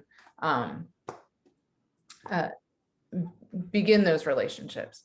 However, for our launch team members, we're asking you to start with people that you know, because you have networks all over the city where you spend time. So when you look under session 7, who would you consider inviting? I mean, friends, obviously. What friends do you have that, as far as you know, aren't connected to a church? And you have to know that if you ask somebody, do you go to church? I mean, if they've ever been a church member before, they're gonna be like, yeah, I go to church. They might not have been for the last 10 years, but yeah, I'll go to church. If you say, do you have a church home? That's a different thing. Or, you know, are you currently going to church somewhere? I mean, it's a totally different question. Relatives, neighbors, colleagues, acquaintances. I mean, you want to start thinking about where are people that you can have. And we're not saying you go straight up to them and say, do you want to come to church? Do you go to church somewhere? But you want to have conversations about this exciting new thing that you're a part of and see how they react, see what they're interested. You know, one of the beautiful things about starting something new and being part of a new church or a new thing is it's a natural thing to talk about. You're excited about something new that's happening that you're a part of. And as you talk about it, you can gauge whether or not they're connected to a church, whether they're open, whether they're interested. You know, if you're talking to your neighbor or a coworker about it, you're not trying to, for example, your coworker, you're not trying to violate any, you know, can't talk about religion kind of thing. You're just talking about this new thing that you're a part of and kind of feeling them out for whether or not they would be open to being invited. And again, right now, you're not talking about inviting them to a Sunday morning service. You're talking about inviting them to all of the various events and things that are leading up to that. So, I mean, yes, you've got the sunrise service, but sunrise service is something that even people that aren't necessarily connected to a church, they go to the sunrise service. I mean, like in Denver or in Colorado, they have this Red Rock, like a amphitheater kind of thing outside. People line up from like 2 a.m. on to try to get in to fill this. And they're not all church member people. They're just people that are like, wow, it's Sunday, it's Easter Sunday. I want to go to a sunrise service. And they may never go to church anywhere. So sunrise service is a great invitation because people are looking for a place to attend that. The garden, things like that. When I say acquaintances, you're like, okay, who are acquaintances that I could think about? And I have this story that I love because it epitomizes what can happen if you take advantage of the places that you spend time on a regular basis and just talk about Mosaic at St. Andrew and how excited you are about what's happening. So when I moved to Orlando, we lived in a place called Celebration. And so I was getting my nails done and chatting with the person that was doing my nails. And I asked her, I said, you know, we're new here. I said, do you go to church anywhere around here? And this woman was not a Christian. She didn't go to church. But she says, you know, I have this client and she's in here every couple of weeks. And every time she's in here, she is telling me about these amazing things that her church does. She said, in fact, she even invited my son to do one of the youth activities with her son, and he went and had a great time. But they're always doing amazing things. Let me call her. So she whips out her cell phone while she's doing my nails and calls this woman and says, hey, I have somebody here who's looking for a church. Why don't you talk to her? And hands me her cell phone. So now I'm talking to this woman who, you know, loves her church. And this was a Saturday. She's like, yeah, you know, we're going to the contemporary service tomorrow morning. You know, if you're interested, we'd be happy to meet you on the church steps and go in with you. And I mean, this was the Presbyterian church that was like 2 blocks from my house. So, you know, my husband and I always up for research and checking out new churches. We're like, sure. So the next morning we got up and we met her and her husband on the steps of the church and went to worship. And, you know, had we been looking for a church, we might very well have stayed at that church. It was a 2-minute walk and very nice people. But because this woman was so passionate and excited about what her church was doing, and she saw her nail tech every few weeks, in the course of natural conversation, she shared all sorts of cool stories. She had a non-Christian woman doing evangelism and invitation for her church. I don't want you to miss how important it is to share with people in your life natural, fun, exciting stories about what you're doing, because you never know how it's going to trickle down in the opportunities that it will present. So just be thinking about who you can connect with and begin to build relationships about invitation. Kim, amen. And everybody on this call, somebody in your acquaintance group is going to say, hey, how was your weekend? What are you going to say? I spent all Friday. Let me tell you, how much time do you have? Because I spent Friday night and Saturday on the most riveting conversation about how we are going to start this mosaic at St. Andrew. I am so excited. I can't even believe it. But you know what? We have an opportunity coming up, Easter sunrise. And I invite them. And so somebody's going to ask you, because somebody on this call is going to be wondering, well, I don't really know how to get into the conversation or whatever. But somebody's going to ask you in this next couple days, what'd you do over the weekend? Or, hey, what's new in your life? Has anybody ever asked you that? And you're like, oh, not much. That's the response that we mostly give. Nothing really. But man, this is an opportunity for you to really naturally begin to share. Man, we had this great coach, Kim Griffith from Florida. Florida, can you believe it? I mean, pouring so that we can be a successful man. Imagine we have 4 pastors helping with this new church start. We are just gonna, man, it's gonna be great. So just get ready, because people are gonna ask you, hey, what's new? And instead of saying same old, not much, you can say, oh my gosh, how much time do you have? Yeah. We just need to bottle Wayne's energy. Right? You guys give me energy because you're risk takers. You are stepping out. Not only are you brave, but you're risk taking. You're walking on the water. Most churches will not do this, and most churches will be dead or dying and gone off the face of the planet in the next 10 years. So you guys, and Margaret, I can't wait to meet your friend from Cincinnati at Easter sunrise. Yeah, Wayne, you're absolutely right. And unfortunately, you're right about most churches as well. And COVID just sped that up. So it is incredible what you guys are doing. And so thinking about invitation, the reasons that invitation rarely works, it kind of is like what we were saying in the last session about putting out sign-up sheets and asking people to sign up and show up for helping things.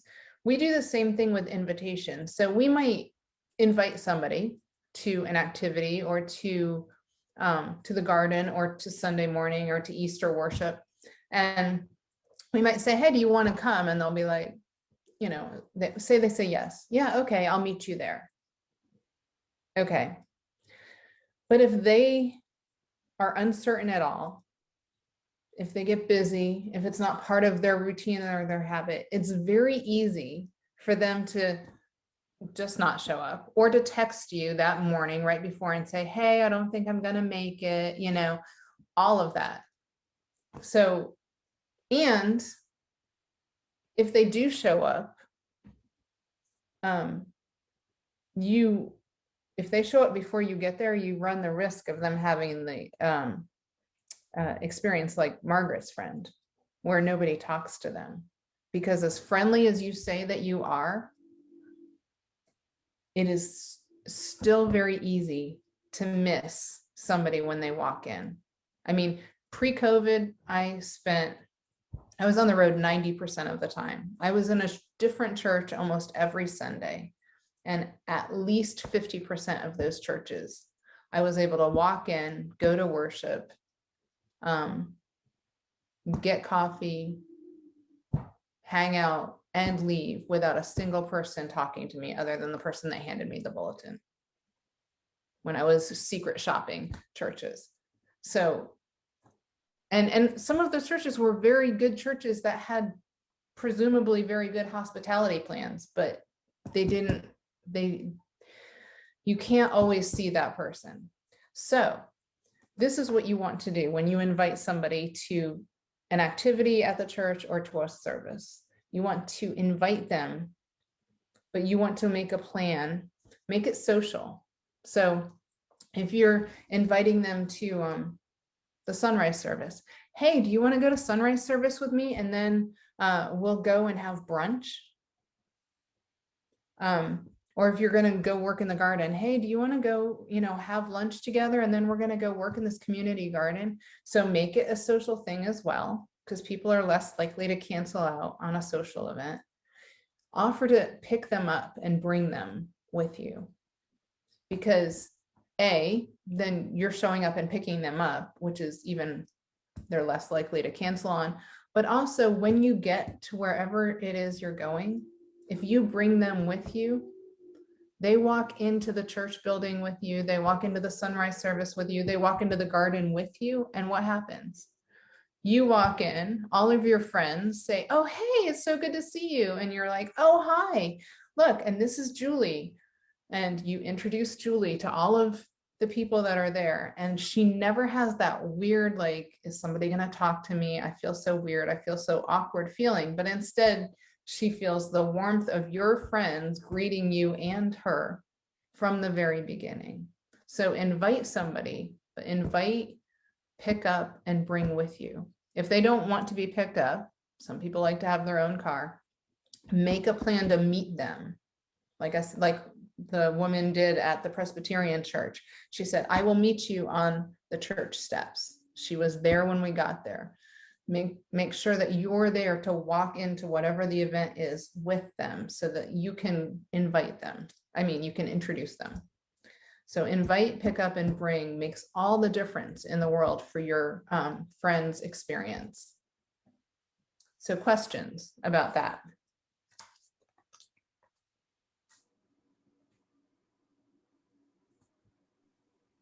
I just want to commend Margaret, because I know that whenever Margaret talks about and brings somebody, she has picked them up, she has brought them.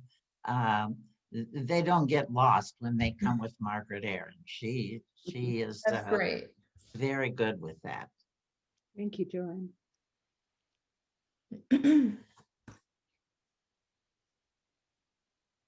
I also think that, we think of hospitality as the people that greet at the door, but actually it's what happens in the pew. Mm-hmm. Yes, being aware of who's around you and saying hello. And you're right. Once you're inside, those connections are key. And oh, go ahead, Teresa. Oh, I was just going to say that, when I first showed up, it was Marcy and Karen. And after the subsequent Sundays that I showed up, they were like, oh, you're back. You're here again. Like they, I wasn't new every Sunday that they recognized me, and, but a lot of that interaction actually took place in the sanctuary and not at the door, which wasn't to say that the hospitality at the door was great. That was fantastic.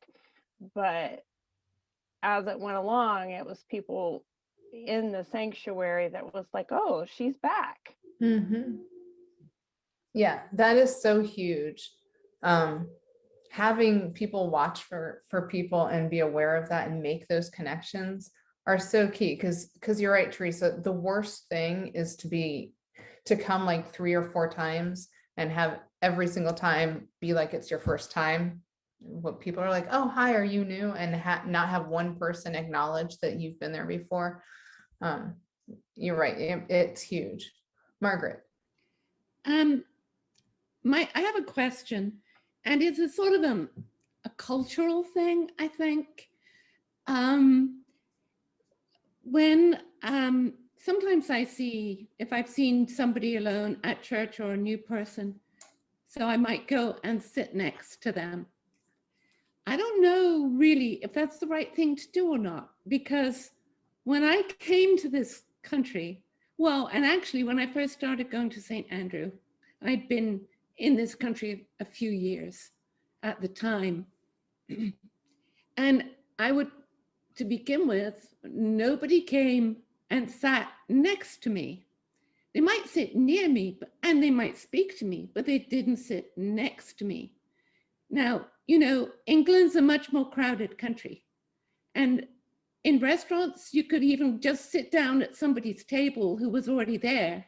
That was a done thing. We all used the bus a lot. So you just felt happy to get a seat and sit right next to somebody. But it took me some time in this country to realize that Americans wanted to have space around them. And that if you actually sat next to them, they kind of give you a look, you know, like you're invading their space. So do you sit next to someone or just near someone? And am I right that that's a cultural thing? I think that's a great question. I mean, I think post-COVID, everyone's going to want space for a while. But no, I would say even pre-COVID, I think you kind of nailed it. People do want space. And so if a new person comes in, they don't necessarily want a stranger sitting right next to them. That makes them feel a little bit, you know, uncomfortable, because people want, at the very least, to be able to escape if they need to. But sitting in the same row with somebody, you know, but leaving an appropriate amount of space is helpful. To your point, I mean, most of the time when I would go to a church, you know, and unfortunately there were usually enough space for people to have their own rows. I mean, nobody would sit in the row. Like, no, I'm not a leper. It's okay. You can sit in the row. And they wouldn't talk to me. So I do think sitting in the same row, but giving appropriate space and definitely making the conversation is key. But yeah, right next to somebody, you're probably right. Culturally, if we can have space, we want space. You know, and in terms of hospitality, I think Roz was doing a great job last night of talking about the difference between guests and visitors. Whenever we're teaching about hospitality in churches, we always talk about having guest services, guest parking. You refer to everybody as first-time guests, not first-time visitors, because as Roz said, and I'll just reiterate, I mean, a visitor is somebody that just kind of shows up. You know, you aren't necessarily expecting them, you aren't preparing for them, they're just there and okay, they're visiting. You know, you can visit any number of things. But a guest, if I know I have a guest coming to stay at my house, you know, I'm making sure the guest room's all ready, I'm cleaning the house, making sure everything looks good, I'm putting some nice little hospitality gifts in the guest room. I'm looking out the window, you know, are they here yet? You know, I'm watching for them. So I'm ready. I'm super excited they're coming. I'm super wanting everything to be perfect for them.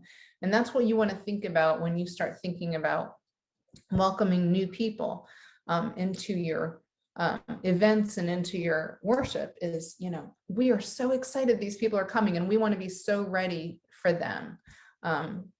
And when it comes to invitation, sometimes with churches, when we ask, well, why aren't you inviting people? We find that the people that have been in the church have become accustomed to the way that the church is, in terms of the church might be cluttered, the church might, the service might be so-so, hospitality might be so-so. And they're like, you know, I've been coming here forever. I'm used to it. But I'm embarrassed to bring my friends. I'm afraid that they might not be welcomed. I'm afraid. So, you know, having that whole guest services mindset will give everybody in your congregation and your launch team that comfort level of, I want to bring people so they can experience how amazing it is, as opposed to, I'm not sure if I want to bring somebody because I'm not sure that how they're going to be treated or how they're going to react. So that whole guest reception mindset is super important to continue and just build into the DNA, which I'm sure it already is. And I would say the work that you guys did with MCCI diving into this, that's not for naught. That's not something we're just dumping.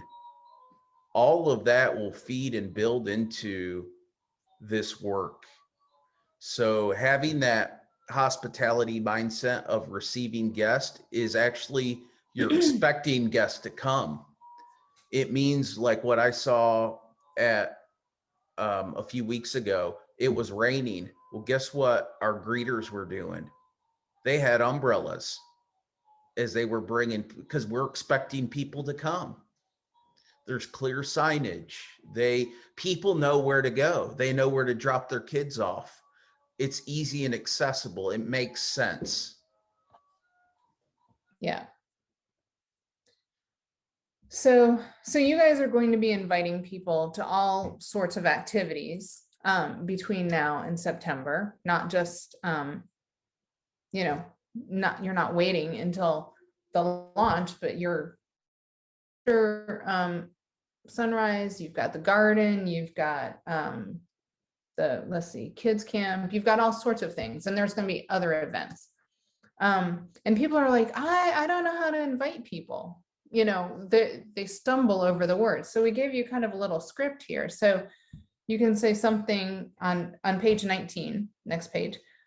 You can say something like, my new church is doing an Easter sunrise service, and each of us gets to bring a friend. I'm happy to pick you up and bring you with me. I mean, you're just making it plain and simple. You're not trying to bait and switch somebody. You're not, you're just, hey, I get to bring a friend. One of the other things when you get to the point of doing like your soft launch services, which we'll talk about in a minute, and things like that, or the Easter worship, sometimes you can talk to your non-church friends and invite them as a way to do you a favor. Because when psychological studies show, when you ask somebody to help you, they are kind of pre-wired to say yes. And so when you start doing your kind of soft launch services and you're trying to get people, if you say to your friend, hey, I'm part of this new church and we're doing these soft launch services and we are looking for opinions from people outside the church, I would love it. It would be great if you could come and help me out and come to worship and let me know what you think. They're coming to help you as their friend. You're not asking them to sign on the dotted line and join a church. You're saying, hey, can you come give me an opinion on this church service? Of course, the hope and the plan and the prayer is that they're going to come and go, wow, this is so different than I thought church was, and they're going to want to come back with you. But it gives them a safe way to check it out. If it's not their thing, then fine. They came, they did you a favor, which is what they said they were going to do, and they're not letting you down if they don't come back with you. But it's a great way to get them in the door. So just as an aside, that's an easy invite and a safe invite. Sounds like a neat idea. That's neat. I like that. Thanks. That's a neat idea. Louis. I have a question. This past week here at my house, I actually got mailers from 2 different churches advertising and inviting me to their Easter Sunday services. Is mailers effective?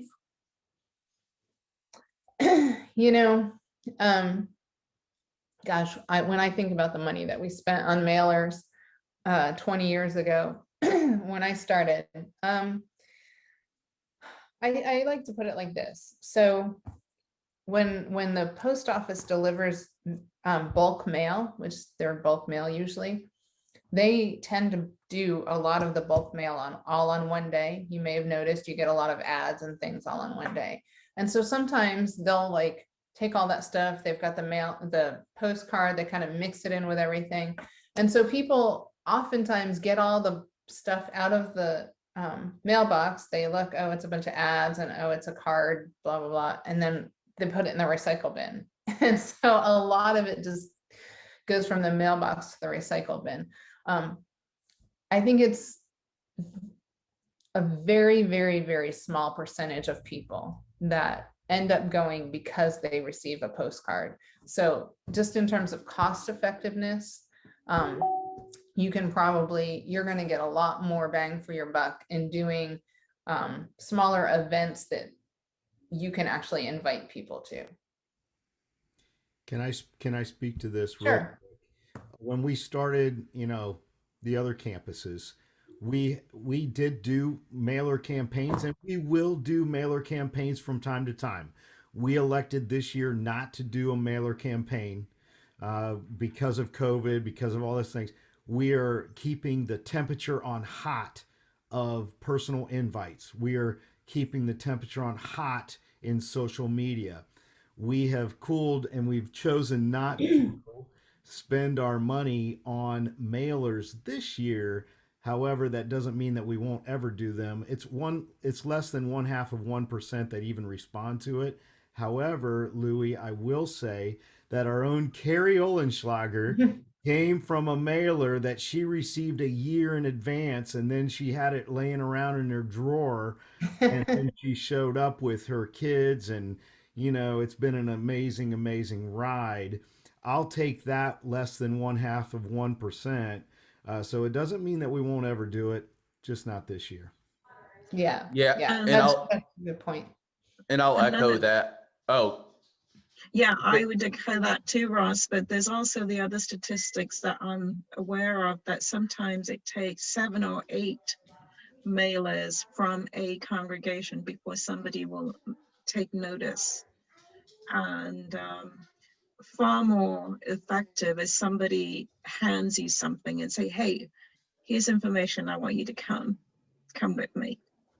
That personal invitation and giving something to their hand is much better than a mailer. yeah. And I had a similar story when we did mailers. I've always done mailers off and on. And we did actually 4 leading up to my first church, and we spread them out like Pastor Lanti said.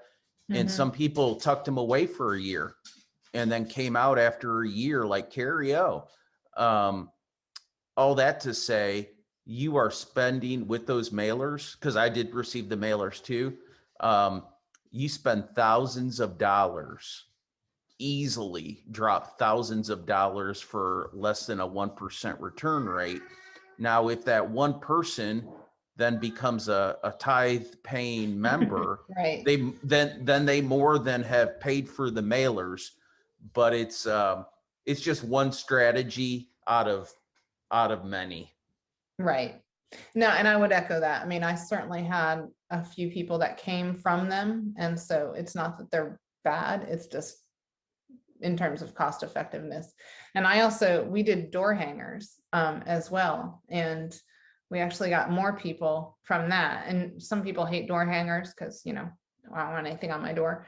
But we actually had people come because of the door hanger. And when we were doing the door hanger, we were walking from the neighborhood. So we met people in person in the neighborhood and just handed it to them. So, but yeah, Louis, that's a good question, because they're going to start filling up your mailbox now because of Easter coming. And, you never know where the spirit is going to catch somebody's eye. I also did flyers. I put flyers up in every local business that would let me put up a flyer, and I put little, business cards advertising launch Sunday or Easter or whatever by the cash registers where stores would let me, so that I wasn't paying for postage, but people were seeing it. And you can also see sometimes you can find a pizza place that'll partner with you. And we stapled our flyer for, I forget whether it was launch or Easter. We created a flyer, and they let us staple it to the top of all the pizza boxes. And so everywhere that got delivered in the area, they got that flyer on top of their pizza box. So there's a lot of different ways to get the word out that can be cost effective.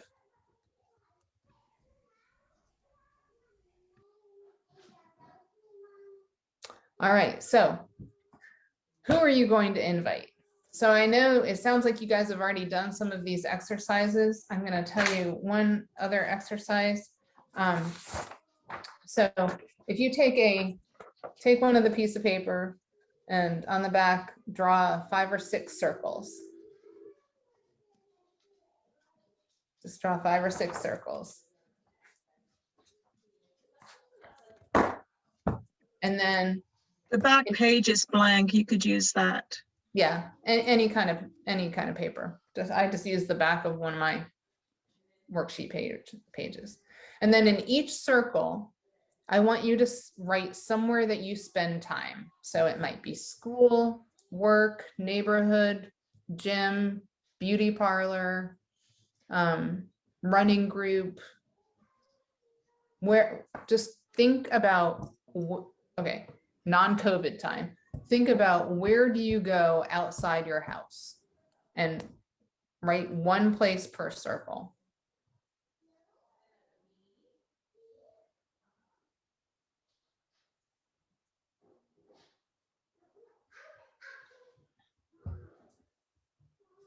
And then in each of those circles, when you think about each of those places, I want you to write the name of one person that, as far as you know, doesn't have a church home, or one person in that specific location that you could begin having conversations with to build a relationship and trust, or start talking about how excited you are to be a part of Mosaics at St. Andrews.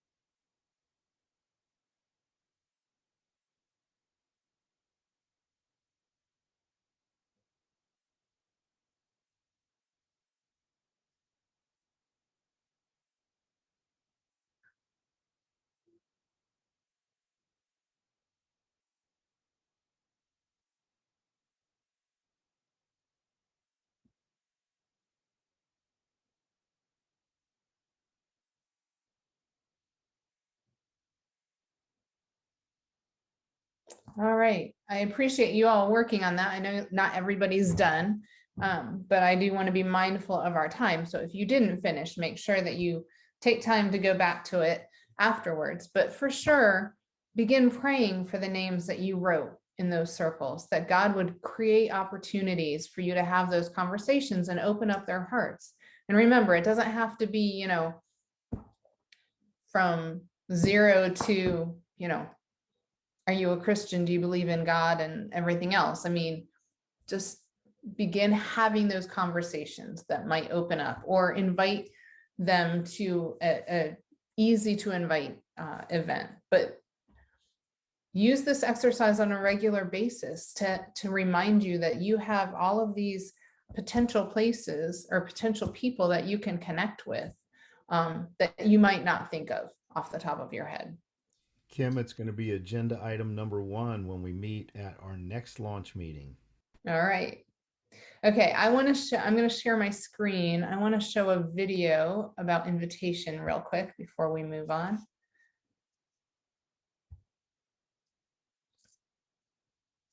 Let's see. Not the prayer walk one, I think. Hoping this is the right one. Let me know if it doesn't work. Hi, I'm Joe, and I invited my sister Judy to Sagebrush, and she invited her old roommate Leah and her husband Rusty. Hi, I'm Rusty, and this is my wife, Leah. And we invited my mom, Marlene, who invited Sid in Virginia. We also invited my mom, Connie. Hi, I'm Connie, and I invited my son, Dusty, and my cousin, Jean and Dale.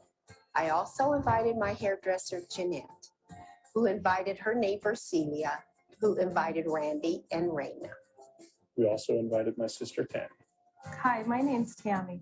This is my daughter, Johanna, and I invited my friend Carrie, also my friend Mitch, Sharon, Katie, and Tammy, who invited Tracy. I invited my friend Rachel, who invited her mother, Sandra, and her two younger siblings, Roger and Elizabeth. We also invited our niece, Kayla, her husband, Jeremy, who invited Josh and Desi, who invited Zachary. Hi, I'm Zachary. I invited my mom, Elaine, and my friend, Skylar, who invited Cody, who invited Mickey, who invited her mom, Jill, and she invited her son, Jackson. Our niece, Kayla, and her husband, Jeremy, also invited Jenna. Hi, I'm Jenna, and I invited my boyfriend, Adam, and my aunt and uncle, Deborah and Russell, who then convinced the rest of my family to come to Sagebrush. We also invited our good friends, Brad and Kelly. Hi, I'm Kelly, and this is my husband, Brad, and our daughter, Lauren. We are so grateful that Jill invited Judy, and Judy invited Rusty and Leah, so they could invite us to Sagebrush. Wow, I had no idea that so many people would come to Sagebrush just because I started by inviting my sister Judy. Imagine what you could do if you invited one person, the ripples that would just flow through our church and our community.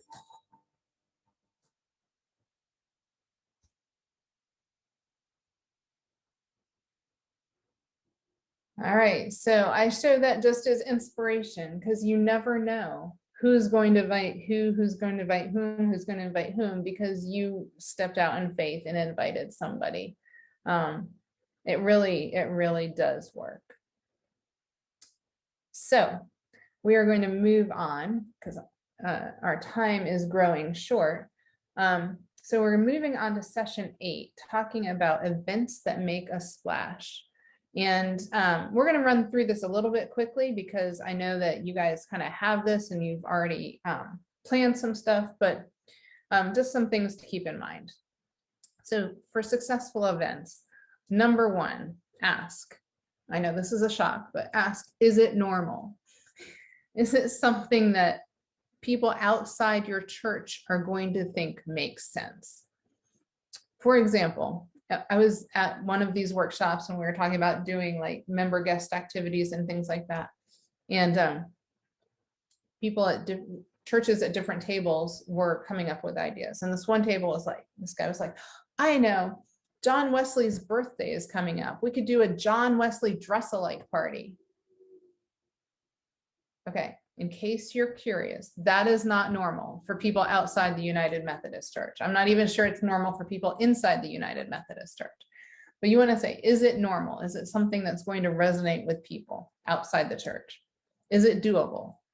We all have great grand ideas, but make sure that it's doable with the volunteers you have and the resources you have. And think ahead. Have a follow-up event planned and ready to announce. So, for example, when you do the Easter sunrise service, make sure that there is something that's happening after that you can announce at the sunrise service. And Wayne, I'll let you jump in here if you want, but make sure you have, so glad you guys are here for this amazing sunrise service. We can't wait to see you again. We're doing X coming up in 3 weeks or whatever. And it also gives all of you all something to invite your friend back to if they have a great time at the sunrise service. Wayne, do you want to say anything? Yeah, so right on the heels of that, first of all, at the launch team, we'll be able to say, hey, specifically what else. There's a men's breakfast going to be coming up. There's also a women's picnic coming up. There's also a kids camp coming up. So if people have kids or they have grandkids or they have, so we'll be able to at least specifically say what it is next. The next big thing that we're going to do is kids camp. That will be our big thing. But you know, there's these other good connecting points. Um, they will also leave if they want to with a Feed 5,000 bag, so they can take it, fill it with food, and bring it back to the church. And we're going to fill up local food pantries right here in the area in Fairborn at Fish. Fish is they take care of military families. They take care of a lot of the families in the area. Hey, listen, we got to get food, so we're going to do a Feed 5,000. You know, take a sack, bring it back, and that'll be available at sunrise. Oh, that's awesome. Are you putting in that bag something with a link to the church website or the upcoming events, like just a little, like maybe So postcard thing? we'll have ways for them to connect with the church itself. Mostly it'll be a, hey, here's the items to go shop for, and then bring back. You know, it'll be a good excuse for us to get to know people and their stories when they bring the sack of food back. Very good. So then, so splash events so big, they make an impact on the community, like the service, the sunrise service, as well as then bringing food for the food bank. So that's awesome because you have a big event, plus you're making an impact on the community. Should be repeatable. Obviously, you can do that once a year. Sustainable, obviously. You don't want it to be something so big and so extravagant that you can never do it again. So I'm going to put up, I want to share my screen just to show you a few slides with ideas.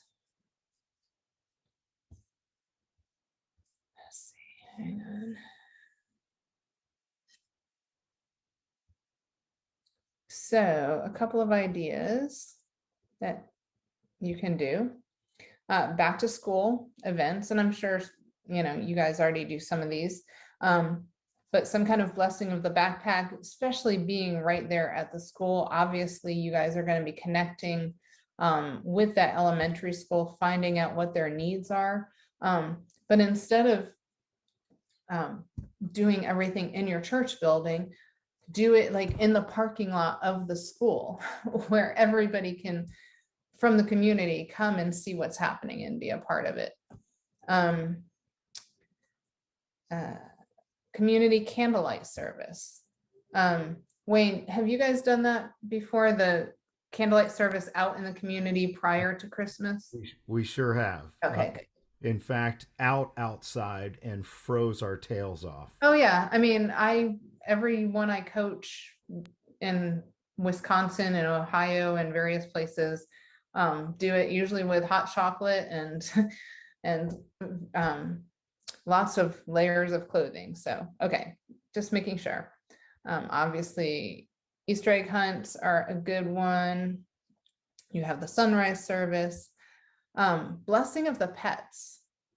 Have you guys done that? Do you do that? Years ago. Roz did Bark in the Park. He did a blessing, and he went to the green to do it. So people already were coming, and then he was the presiding pastor for the prayer. Well, I mean, pet blessings are huge because you can always partner with somewhere like PetSmart, because if you do it like in their parking lot, they'll give you, like, they'll help do the tent, because they love that you're bringing people to their location. But people are crazy about their pets. And in fact, when I was, my demon dissertation was on why baby boomers are leaving the church. And one of the things I discovered in my research is the primary place that they give money to and they volunteer is pet organizations. So just pet blessings are an amazing splash event just because people are incredibly passionate about their pets. On the street ashes, things like that. And then other events. Now, the other thing. Excuse me. What is that? What on the street ashes? I'm sorry, I'm not familiar. Oh, so, you know, for Ash Wednesday, a lot of churches have Ash Wednesday services in their church building, but over the last, I don't know, decade or so, they've started doing, certain churches have done ashes to go on the street where they have the pastors go and they're like by a coffee shop or somewhere strategically located where people are starting their day. In New York City, they do it like by the subways, and they offer ashes and a quick word of grace to people who are out and about doing things for their day, who can then have ashes on their forehead for the day. So it gives people a chance on the street to receive a word of grace and the ashes on their forehead to carry throughout the day on Ash Wednesday if they can't make it to an Ash Wednesday service. So yeah, so those kinds of things are great. So in addition to splash events that you choose to do as a church, also cost effectiveness and just time and organization wise, it's great to jump onto activities that your community is doing. When you have community festivals that are already organized, when you have parades and things that are already organized, and you just have to go and participate, first of all, again, it lets a bigger organization or another organization carry the weight of the planning and the overall cost. But when you participate, it also demonstrates to the neighborhood and the community that you care about what they care about. And, you know, I think about where I live in Avalon Park. Avalon Park neighborhood loves festivals. They have all sorts of festivals and everybody comes and has booths and everything. Well, there's a Methodist church not far from here. And when we first moved here, I was like, oh, hey, did you know they do all these things at Avalon Park?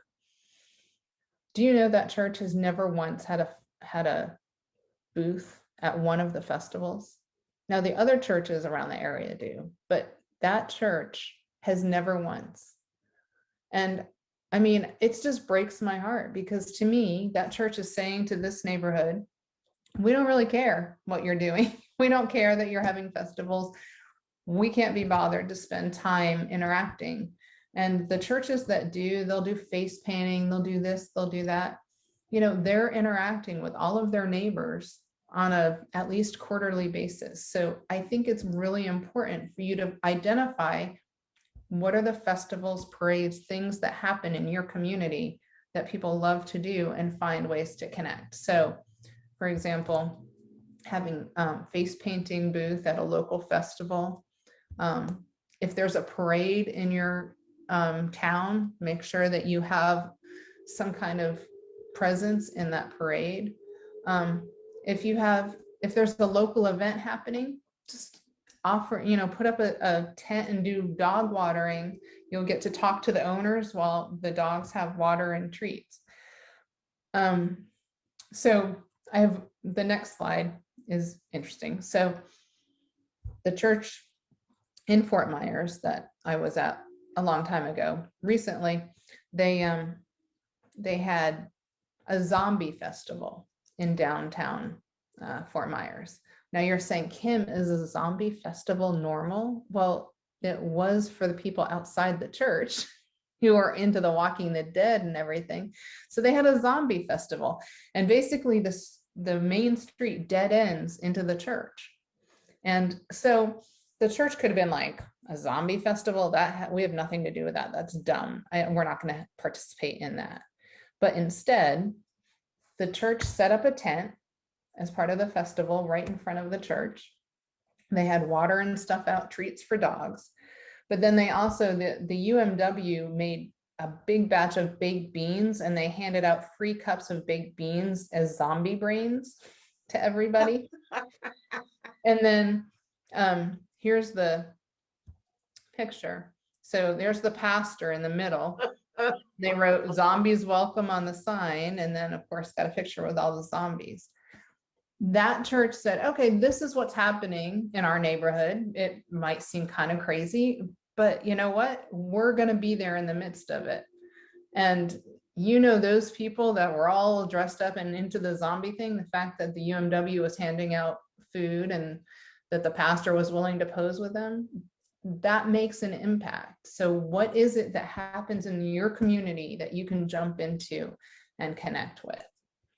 So that was just something I had to share.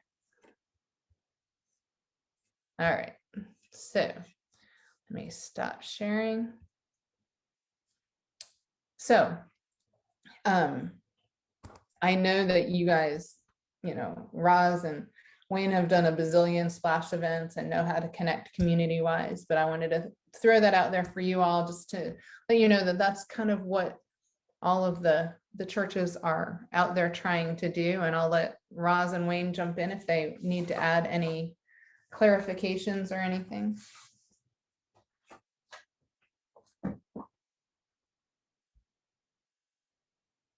Anybody? Good? Questions, thoughts? I think that the one thing we've learned from you today and also from the MCCI process was that we did a lot of community events that we had a lot of attendance at, like the Easter egg hunt and trunk or treat and that sort of thing, but we did not do the follow-up. We didn't do the invite to the next thing or even have the next thing in mind to invite to. So there was never that follow through. It was sort of a one and done event. We'd have great attendance for that time. It didn't help us. It didn't help the church in that, in terms of bringing people in. Right. Yeah, created awareness about the church. Yes. But yes, but having like a postcard or something to invite them to the next sermon series, to the next whatever event you're going to have, and that you can hand out. Yeah, and that's the handoff. Wayne, go ahead. I'm sorry. Okay. All right. Well, good. Well, moving on to our, I think, last session, session 9. Yes. So calculating your public launch timeline. Now we're not actually calculating this. I mean, you guys already have your timeline in mind and everything, but just we're going to run through this just so you kind of know what the process is, and Wayne and Roz can jump in if necessary to clarify things. So this, you know, where we say record today's month and year and all this, this is like for when we're doing New Church Boot Camp in June and somebody's getting appointed and starting fresh and doesn't have really any plan. You guys are way past that. If you jump to number 3, talking about preview services. So what you all are doing more than preview services is preview events. So you're having this preview season where you're doing things like the sunrise service and other activities that are providing places for you to connect with people in the community and build awareness that something new is happening and add to your launch team. So the preview season is just that time to expose people to Mosaic at St. Andrew so that they can begin to get connected.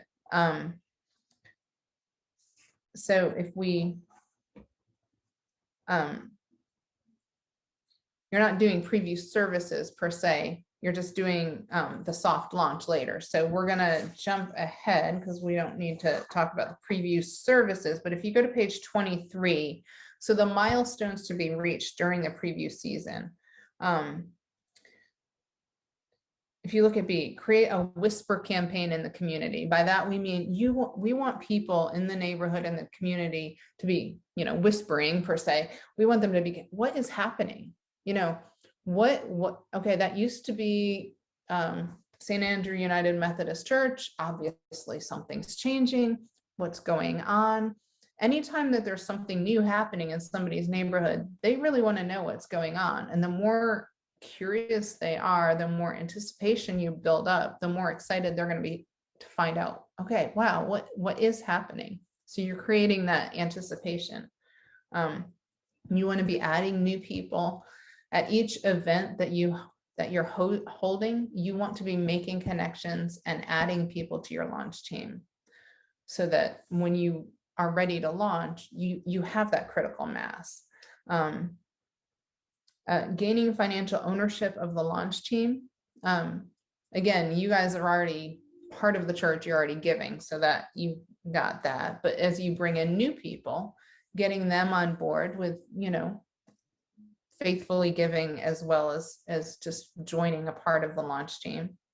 Recruiting performers for the services that you're going to be doing.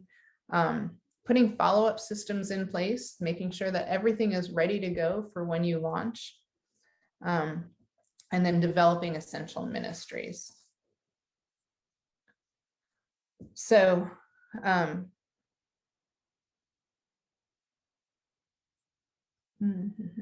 so let's jump ahead to page 24 to number 4, your soft launch. So this is where you're going. I have a question. Sure. One of the questions that somebody asked was, why is it that we're waiting till September to launch? We not have missed opportunities for people to engage and be part of worship prior to that, since COVID is now coming out and getting more open? I know there's a reason why this timeline is there, but maybe that will be helpful for some people who are wondering why we're not doing it sooner. Sure. And so even if COVID never happened, whenever a new church is starting, we always have them go through this preview season and leading up to soft launch, because first of all, you want to make sure that you are at critical mass when you get ready to launch. So if you say you were like, well, we can finally get back together, let's launch worship, and you launch both worship services with a small amount of people. Well, if you launch with a small amount of people, you tend to stay small. And so ideally you're using this time to build up the launch team, to build up excitement, to get everything just right, so that when you get ready to launch, you can do it big and you can do it the way that it needs to be.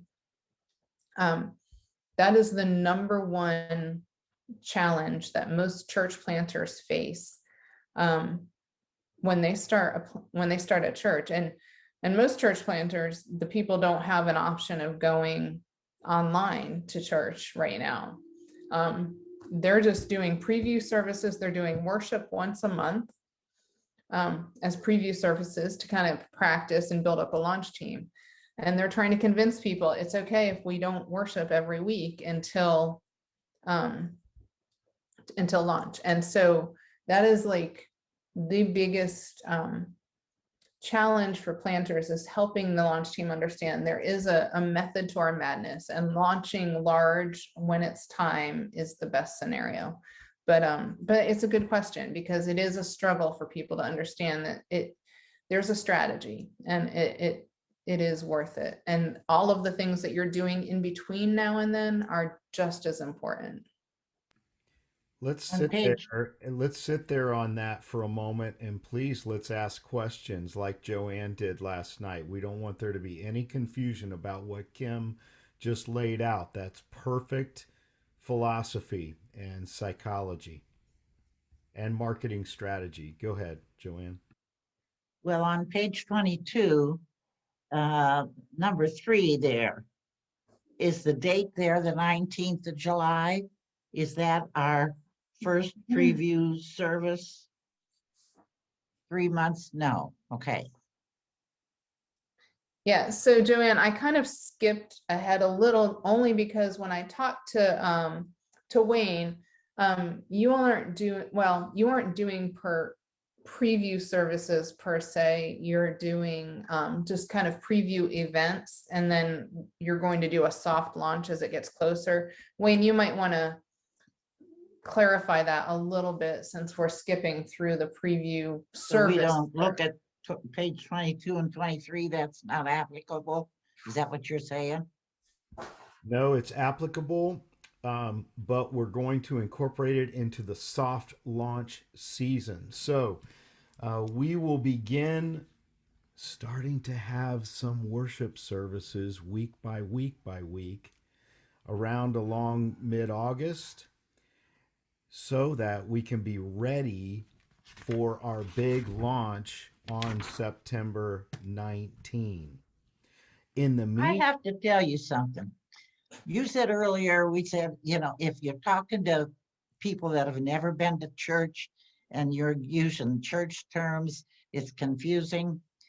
You're using terms that are confusing to me. This soft launch and launch. I don't know what you're talking about before that. But Here, let these me are give you an example, Joanne, because you're right. We're kind of swapping. Instead of using churchy language, we're using business language. Yeah. So here's an example. So in my little neighborhood here, Avalon Park, there's a new restaurant that's opening up. And they have been working on the building. They have a Facebook page. They've been posting pictures and updates on the Facebook page that, hey, we're going to open soon. It's coming soon, kind of thing. And then for the last like 3 days, they've had a soft launch, which means they didn't open for it wasn't like, oh, hey, grand opening, everybody's welcome. It was more, we're going to do a soft launch with people that we know. And so people have been going in and they've been practicing serving, they've been practicing their cooking, making sure that everything was ready so that next week when they do their grand opening, they've already practiced with people that they were comfortable with. And so businesses have kind of a soft launch where they open a little bit, and Walmarts do that too. Like Walmarts will open, but they don't have their big grand opening right away. So they kind of get all the kinks worked out for a few weeks. So they might, like the Walmart, they have random people, they show up and they walk in, but they haven't had their big grand opening yet because they worked out all of the things that weren't quite right. So that's kind of what a soft launch is in a church. You're going to have some practice services leading up to, yay, we're here and we're open for everybody. now, Joanne, thank you. You can invite some people to the online services right now. Oh, yeah. They can get a behind the scenes look and a kind of a taste and see, because that's, hey, some of those elements are going to come right forward. But instead of people recording their voices for a choir, you're going to see a 25 to 30 member choir. You know who's going to recruit them? Margaret Aaron and Marcy Lauersdorf. That's right. They sing in the choir. But you know who else is going to recruit some people? Michelle Anderson. Do you know Michelle Anderson? You don't know Michelle Anderson. It's okay. Michelle Anderson has been part of Mosaic since our launch, and she's been a voice in the choir every single week. She's been waiting on a choir. Okay. So you see what I'm saying? It's not just going to be one age or one demographic or one racial makeup or whatever. It's going to be Mosaic, and we will not hold back on that. So if somebody wants to get a behind the scenes kind of taste and see, COVID has dropped a gift in our lap. God Almighty has, in God's foreknowledge, allowed us to have this online worship that is actually pretty amazing. And now I know that people will say, well, gosh, we had our 2 shots and we're ready to open. Do you know what would happen if we opened St. Andrew the same way in which we left it? Oh, what do you mean, open it? I don't If know we what you mean. opened St. Andrew the same way we left off, Well, we just have the same people, probably. Same amen. few people, yeah. Yeah. And that's not what we're going for. Now, does that mean that the people who are coming before don't matter? I hope not. Not to. I'll tell them Joanne Miller said, but no, they absolutely matter. And and so when we open, guess who's going to be a part of that September 19? Everybody who was a part of it before. But when we open, instead of how many people were a part of the choir before? When did About 10. so instead of 10, let's double that. And maybe some different faces and some different. Now, in order to do that, that's going to take a little bit of time, Joanne. So we don't want to just open with the 10 we had, but how about the 10 plus 10? All right. And so that's going to take how used to inviting our most United Methodist people. We invite one in 38. In 38 years, we might invite one person. So we've got to take St. Andrew, because I know you guys are better than the curve. You probably are better than that. But we need to take ourselves inviting people in to one event in the next 3 months. Let's see how we do getting. Let's see how you do with and all of us getting one new person to the launch team on March 28th, and one new person to Easter sunrise. Let's do it, and then hey, let's go. And then when we have this soft launch, see, we'll be able to invite people, and it'll be sometime mid-August, and we'll have both services going. And guess what? There's still going to be dust from the facility. We're going to have everything, people, but they can get a behind the scenes look at what's going on. And maybe we only have 12 people in the choir, but man, hey, there's room for you. We're looking to build a choir of 50 people. So listen, you're next. Uh, you see what I'm saying? So this will give us time. And then when we open, for sure, on the September 19th, we're not scrambling around dealing with dust on the floor and everything, people not knowing how to run media, and the greeters are like, who's greeting today? And no, no, no, no, no, no, no. And Joanne, you've already had a preview of Michelle Anderson. She's part of our virtual choir. She and Margaret are our sopranos. Ah, okay, all right. I heard them. Yep, that's for sure. Wayne, I can kind of speak from personal experience about the power of launching large. I was attracted by social media to your launch at Mosaic at the Green when you launched. And my husband and I showed up, and I think it must have been launch Sunday. And it was amazingly powerful. There were people in t-shirts greeting us all the way from the parking lot in. The theater was filled, and it was just the power of people's voices singing, that many people all together.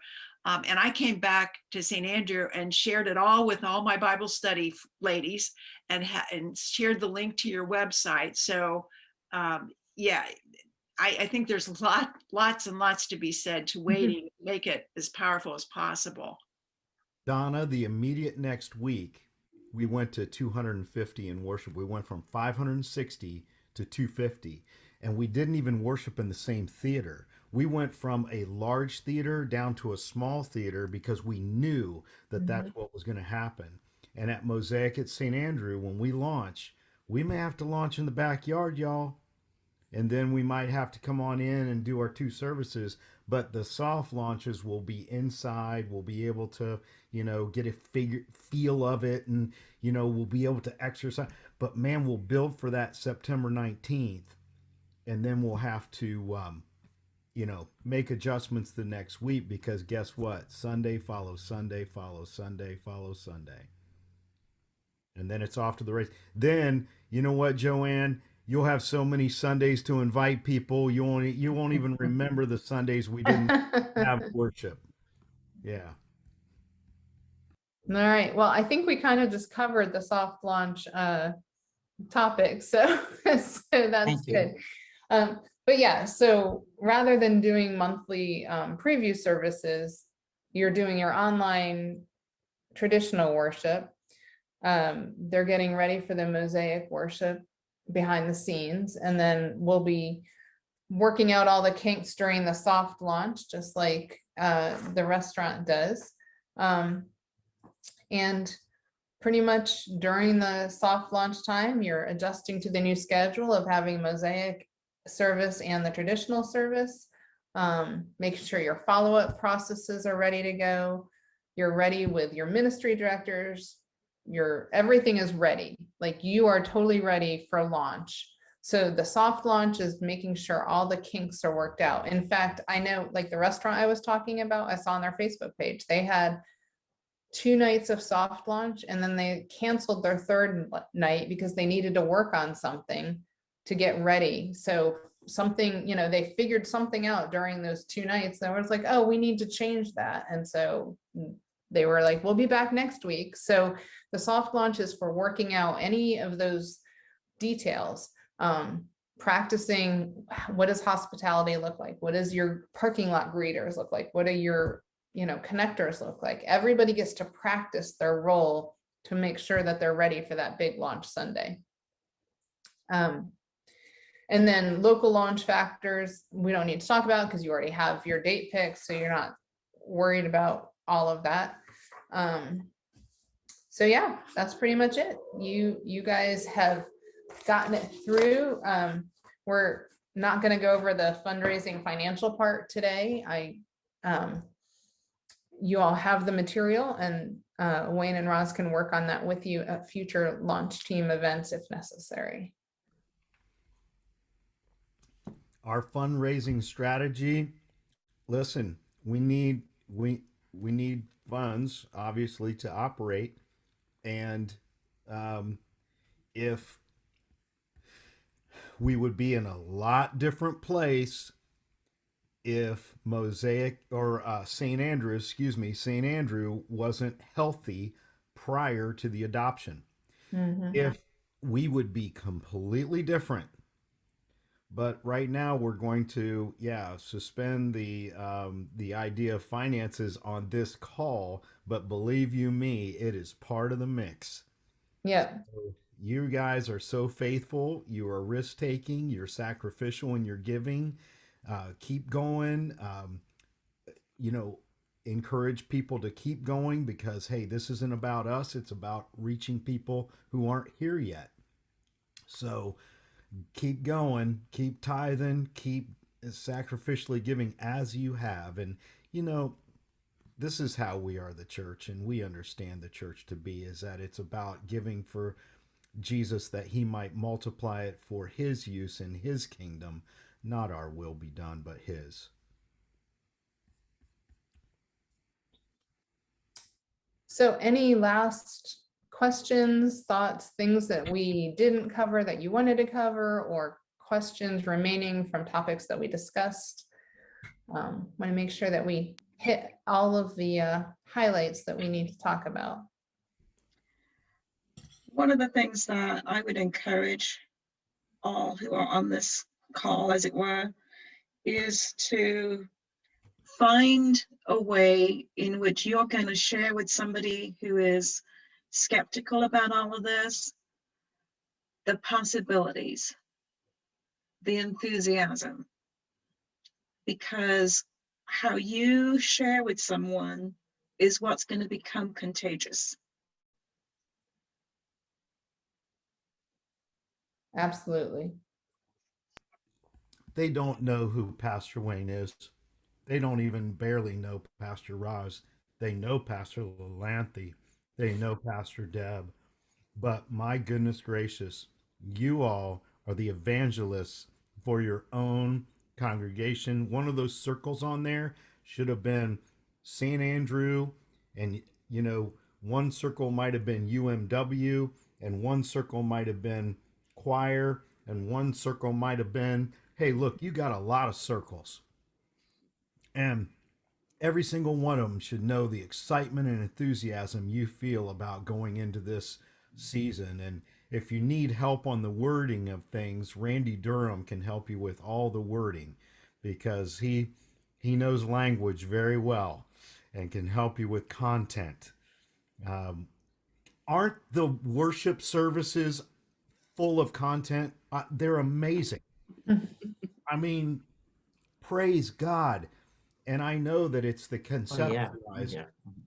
It's Pastor Lalanthe and Randy who are and of course there's a good worship leadership team behind the scenes who have been incorporating all the MCCI prescriptions. But I'm telling you, you have two brilliant minds working together. I have rarely seen this in a church. Pastor Lalanthe and Randy, and I have had a fresh look coming in. It's brilliant. I think we're all quite proud of them and pleased with what they've done. Oh. Such professional work. They looks very professional. It's a very gratifying collaboration. I look forward to it every week. That's great. I just want to say thanks to Kim because it's would have been even better in person, but I think you've done a terrific job. And Oh, thank very you, much. Margaret. And Yes. also we have absolutely the best pastors. Yes, you do. I know there's a lot of work they do that we're not even probably aware of. They put so much time and energy, and I want them to know how grateful we are. Yes. We Yes. love Well, you. thank you. And Well, we- and thank you all for, sorry, Wayne, but yeah, thank you all. It speaks volumes that you all are, well, first of all, that you voted to do this, but that you would spend Friday night and Saturday learning about how to launch this new thing. And it's always amazing to me to see lay people with a passion and the commitment that you all have. It makes me feel so filled with hope for the local church. So I can't wait to watch your journey and hear what happens in September and all along the way between now and then. Kim, Thank you, Kim. Thank you. Thank you. Thank you. Thank you. Kim, get your plane ticket. September 19th. We want you. That would be awesome. That would be awesome. I will be coming to Ohio at some point in the next 6 months. So hopefully I can work out a swing by to see you guys because I'll be coming to see someone else too. Let us know, Kim. Okay. We'll make it happen. That would be good. Well, let's give it up for Kim one more time. Thank you guys. My pleasure. It was fun being with you. And give yourselves a round of applause. Hey, you all don't know this, but we brag on you all the time. They do. To a lot of different circles because you all are courageous and brave. And there's not many congregations that are willing to do what you're doing. Remember that God is a God of new, but God doesn't forget our past either. He uses our past to shape us of what we'll be looking like in the future. And so you guys are amazing. And thank you for your dedication of giving up a Friday and Saturday and being willing to roll up your sleeves and giving this a try, a willingness. And that's all the Lord wants. Your words may not be perfect. The events might not always be perfect, but it's amazing when the Holy Spirit gets a hold of things and shapes them. And that's what we are. We're vessels. Ross, I just want to say thank you to all those who are part of Mosaic at the Mall, who are part of this journey with us. It really is encouraging to know that we are in partnership together, and that there's that kind of encouragement and support coming from you, having already gone through this. We'll learn from you. You know, St. Andrew was the one who initiated this whole idea. Of course, it was the Lord, right? Because who could dream this? Um, but it was the Lord. And you know what I've appreciated personally are the alpha groups. I cannot thank you enough for all of you who have participated in alpha and the lunch and learn. Do you know that you guys opened up an opportunity for somebody who works second shift who will never attend one of our evening events? Never will Hama be able to attend a Wednesday night group. But because of the lunch and learn, he feels connected. And that's thanks to you. My neighbor right over here, right next door to me, she feels connected because of your great hearts, because of the love of God reaching out through you. And may Margaret Aaron's friend from Cincinnati, when she arrives, boy, we're going to get to know her story and be wonderful. Hope We so. should, we should also give credit to Sean Nicholson, Yes. who took Yes, inspiration yes. from Roz's sermon on our last open day before we shut down for COVID. And Sean called Roz and ran with it, and here we are. Right, that started as an offer for space, if I understand, right, because you guys. It evolved in the right direction.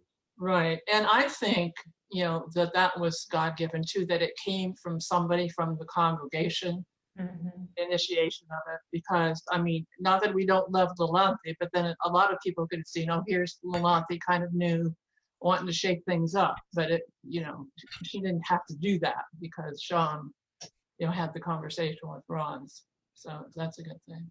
God works through you all. Yes, he does. Yes, he does. I will say that among clergy, it is a common practice to be sent to a church to just keep the peace, chaplain them to death, let them die, give them a good hospice death. That is not what Pastor Roz, myself, Pastor Lalanthe, or Pastor Deb have signed up for.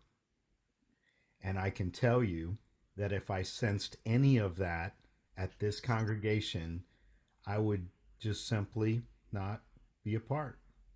And none of us would. But we don't sense that at all. This is God's momentum, God's movement. We are going to be a dynamic mosaic of Jesus followers, disciple makers, reaching out to people who are disconnected, disinterested, and disenfranchised from the church. And it's all going to happen through God's Holy Spirit through you. And you guys have done it. So